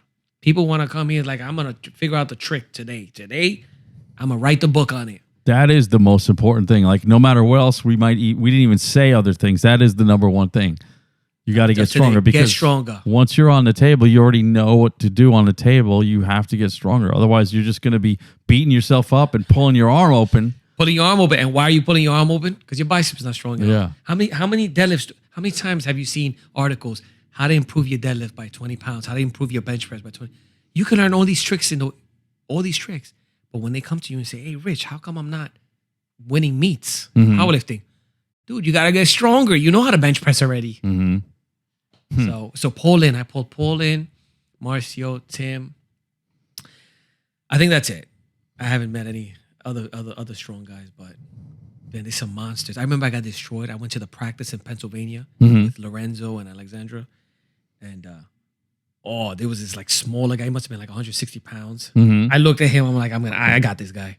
Man, he just grabbed me, top rolled me down. Unbelievable power. I love it. It motivates me. Ooh, I love it. I feel like I go home, I feel like quitting my job and just doing, wrist curls for 24/7. That's how I felt. Not just emo, but this other Russian guy. I think he's Russian. I could be wrong. Xavier. Holy shit! That guy's fucking hand and. Did you see wrist. him in an Arnold Classic? No. Yeah, because he was in an Arnold Classic. I think it came out today. I think he won or he was winning. It's on YouTube. He's unbelievable. Unbelievable. Yeah. And I got to pull him twice because I was like, let me feel your hand. So he was like, all right, and then he wanted to see what I was doing, and he kind of like went out, let me do stuff here, and then he was like, bam. And I was like, one more time, all right? And he's like, all right. So then we're going, and he's like, all right, now I'm going to do it different this time. So this time he let me play a little bit, and then he just went, wow, and I just fucking like went with him. Like I felt like I could have flew over the You have to, because when they do that, I feel like I'm going to get injured if I don't go right, with them. You have to go with it. Exactly. People have actually lifted my feet off the ground. I've actually gone, that's how strong some of these people are. So Wow. I love it, man. And when it comes to Alexandra, she's an enigma. Well, she's no joke. She's unbelievable. What? I mean, like, tell me about her. What? We started together. I didn't introduce her to arm wrestling. I Googled New York arm wrestling, called the number, and said to her, "Babe, you want to go to this arm wrestling practice?" She's like, "Sure, I'll go with you." Mm-hmm. She tags along. Comes to find out, in that practice, the former Queen of Arms, Joyce, couldn't pin her on the left, but was pinning her on the right. And we find out that she's just incredibly strong. Mm-hmm. I'm short. I'm 5'7". She's 5'7". Her rib cage, I think, is bigger than mine. Mm. Her wrists are bigger than mine. I have small wrists. Wow. Her hands are my size. She's 5'7", like 167 now, around there. Super powerful. And I believe if she dedicated herself, she could be one of the best females in North America. Mm. 100%. I don't know if that's going to happen because she needs to want it. Right. And whenever you want something more than someone else wants it, Yeah. sometimes you want something for somebody and you try to motivate them. Yeah. She loves working out. She loves pulling. She's gotten so much stronger. But she was built for strength. She's a big woman. She's strong. She was made for that. I'm really, really proud of her, of how much progress she's made. But we're going to compete. She's going to compete too. She's going to compete against some monsters. So let's see how she does. Uh-huh. But the thing is, she's not as dedicated as I am.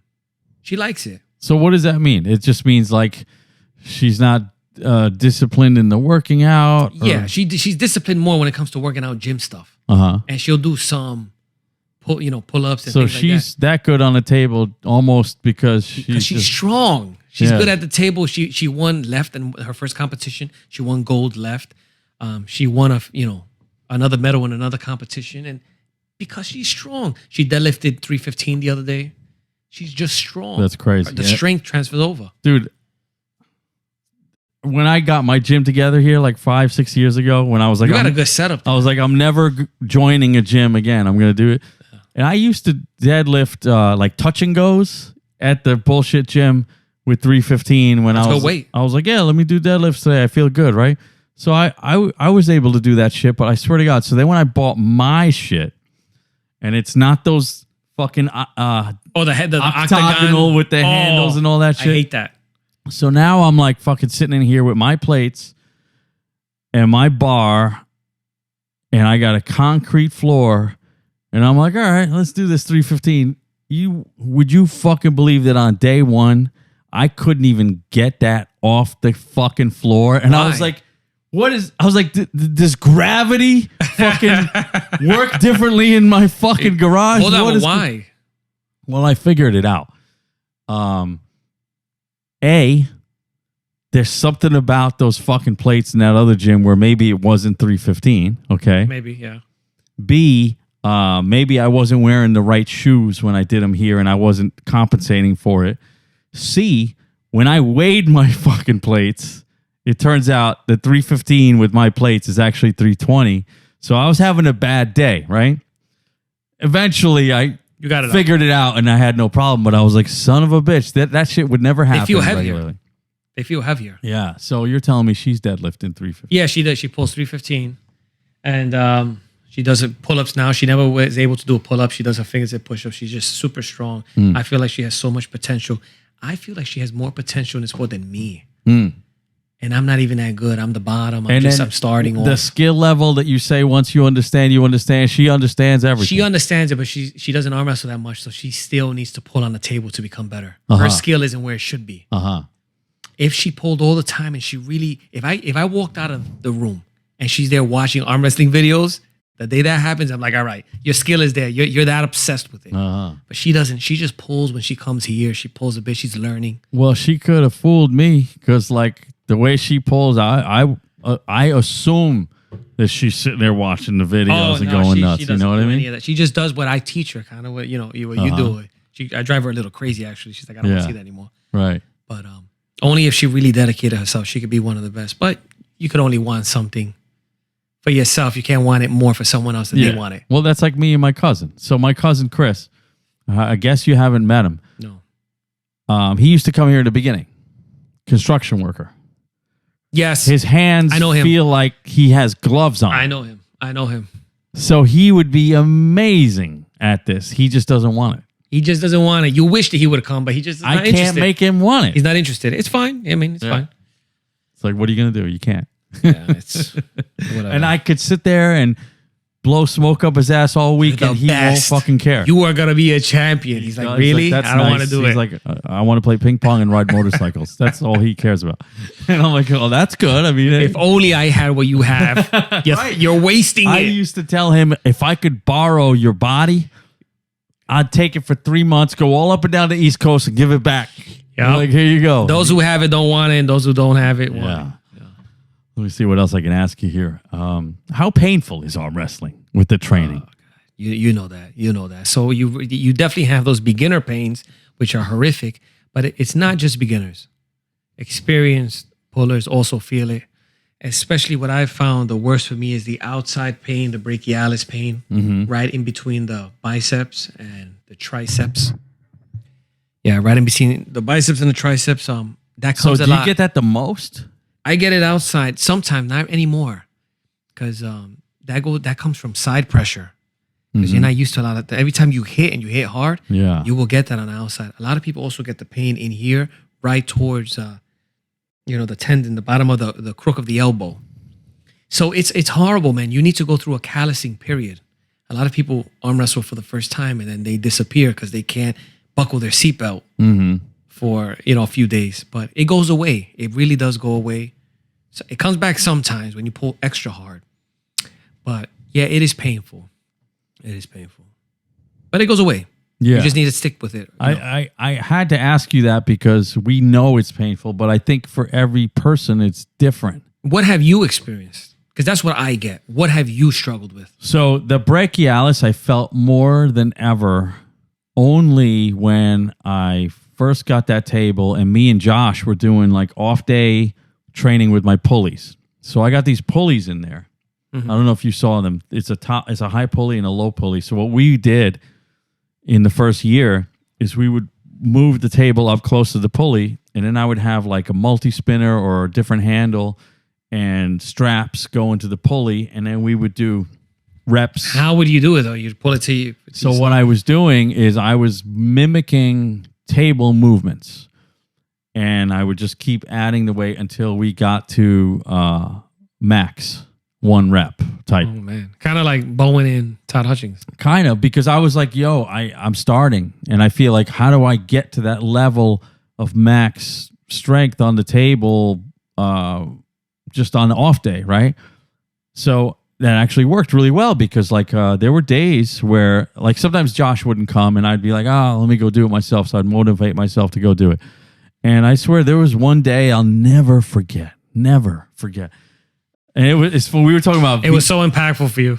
It's so crazy that I remembered what I was doing also, because I go in the garage and I come in here and like, so we were talking about VHS tapes before. So when Deborah got all these VHS tapes from her parents' house and we had a box of them, there was one that I was like, let me watch this because we got a VCR sitting there and it's working. And it was like an X-Files movie, okay? And I was like, did I ever see this? So I'm watching the X-Files movie. And then I'm like, all right, let me go in the garage, pause it, do my thing, come back, watch the movie.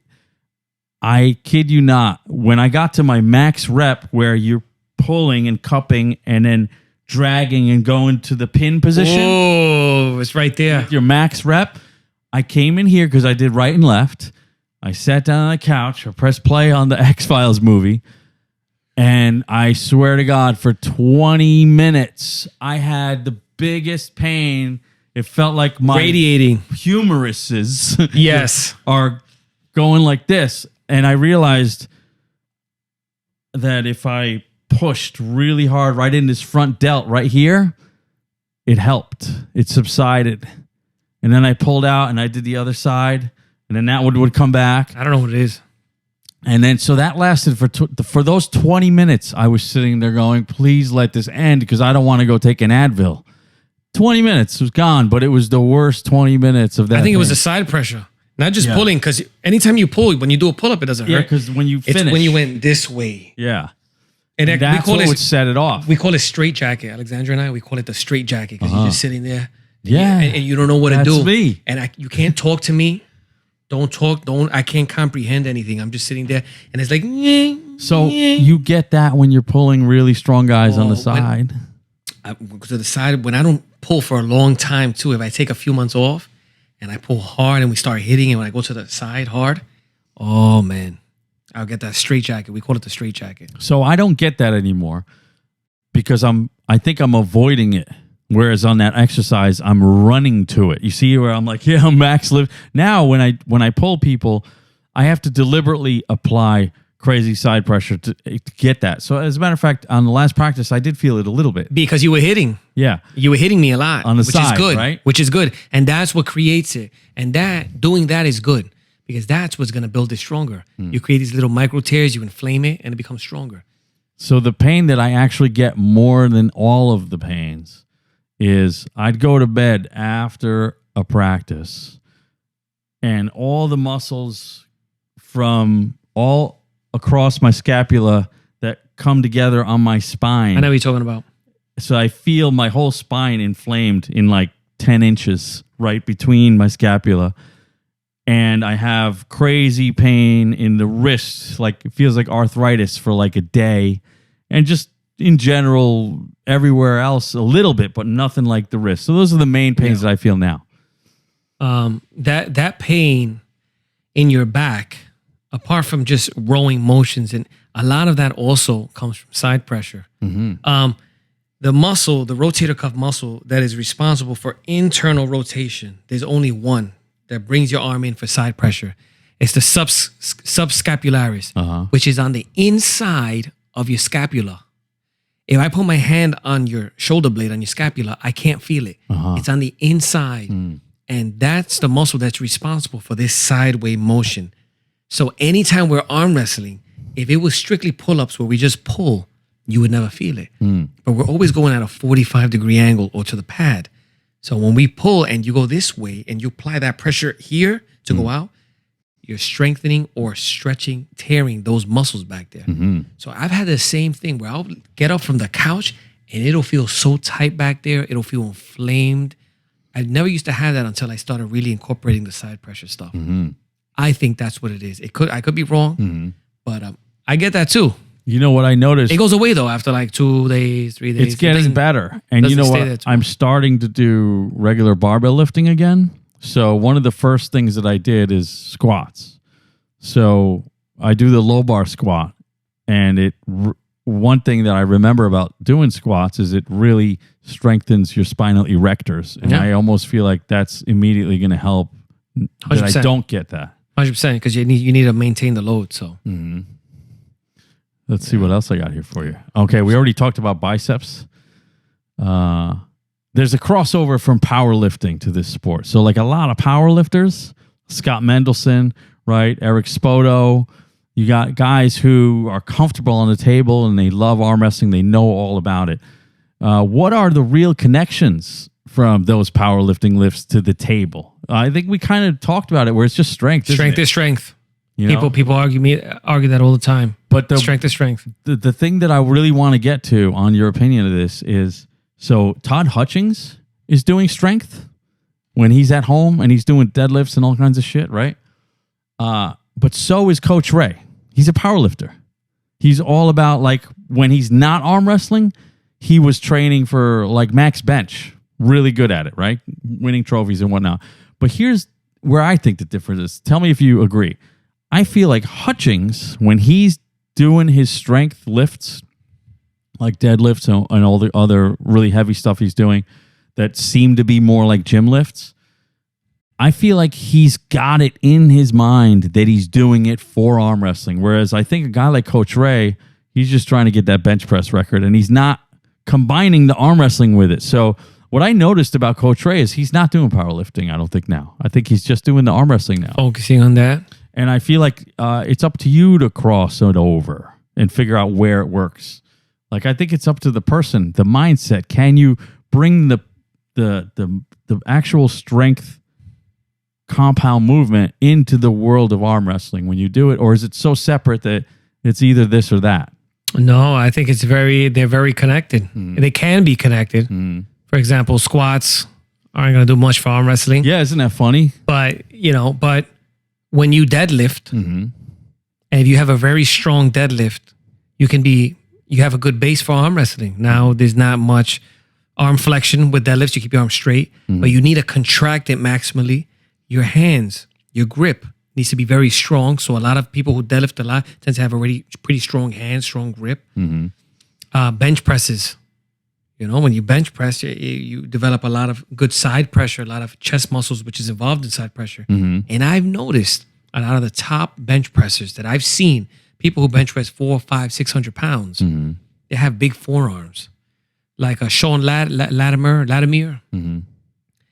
Powerlifters, these are amazing powerlifters. What happens is when you try to hold 400 or 500 pounds in your hand, that's a lot of pressure to have in your hand. Yeah. And these guys have iron grips. Look at Scott Mendelson's forearm. Look at the density from holding 1,000 pounds in his hand all the time. Yeah. So, I mean, one of my buddies, he's a pro fighter.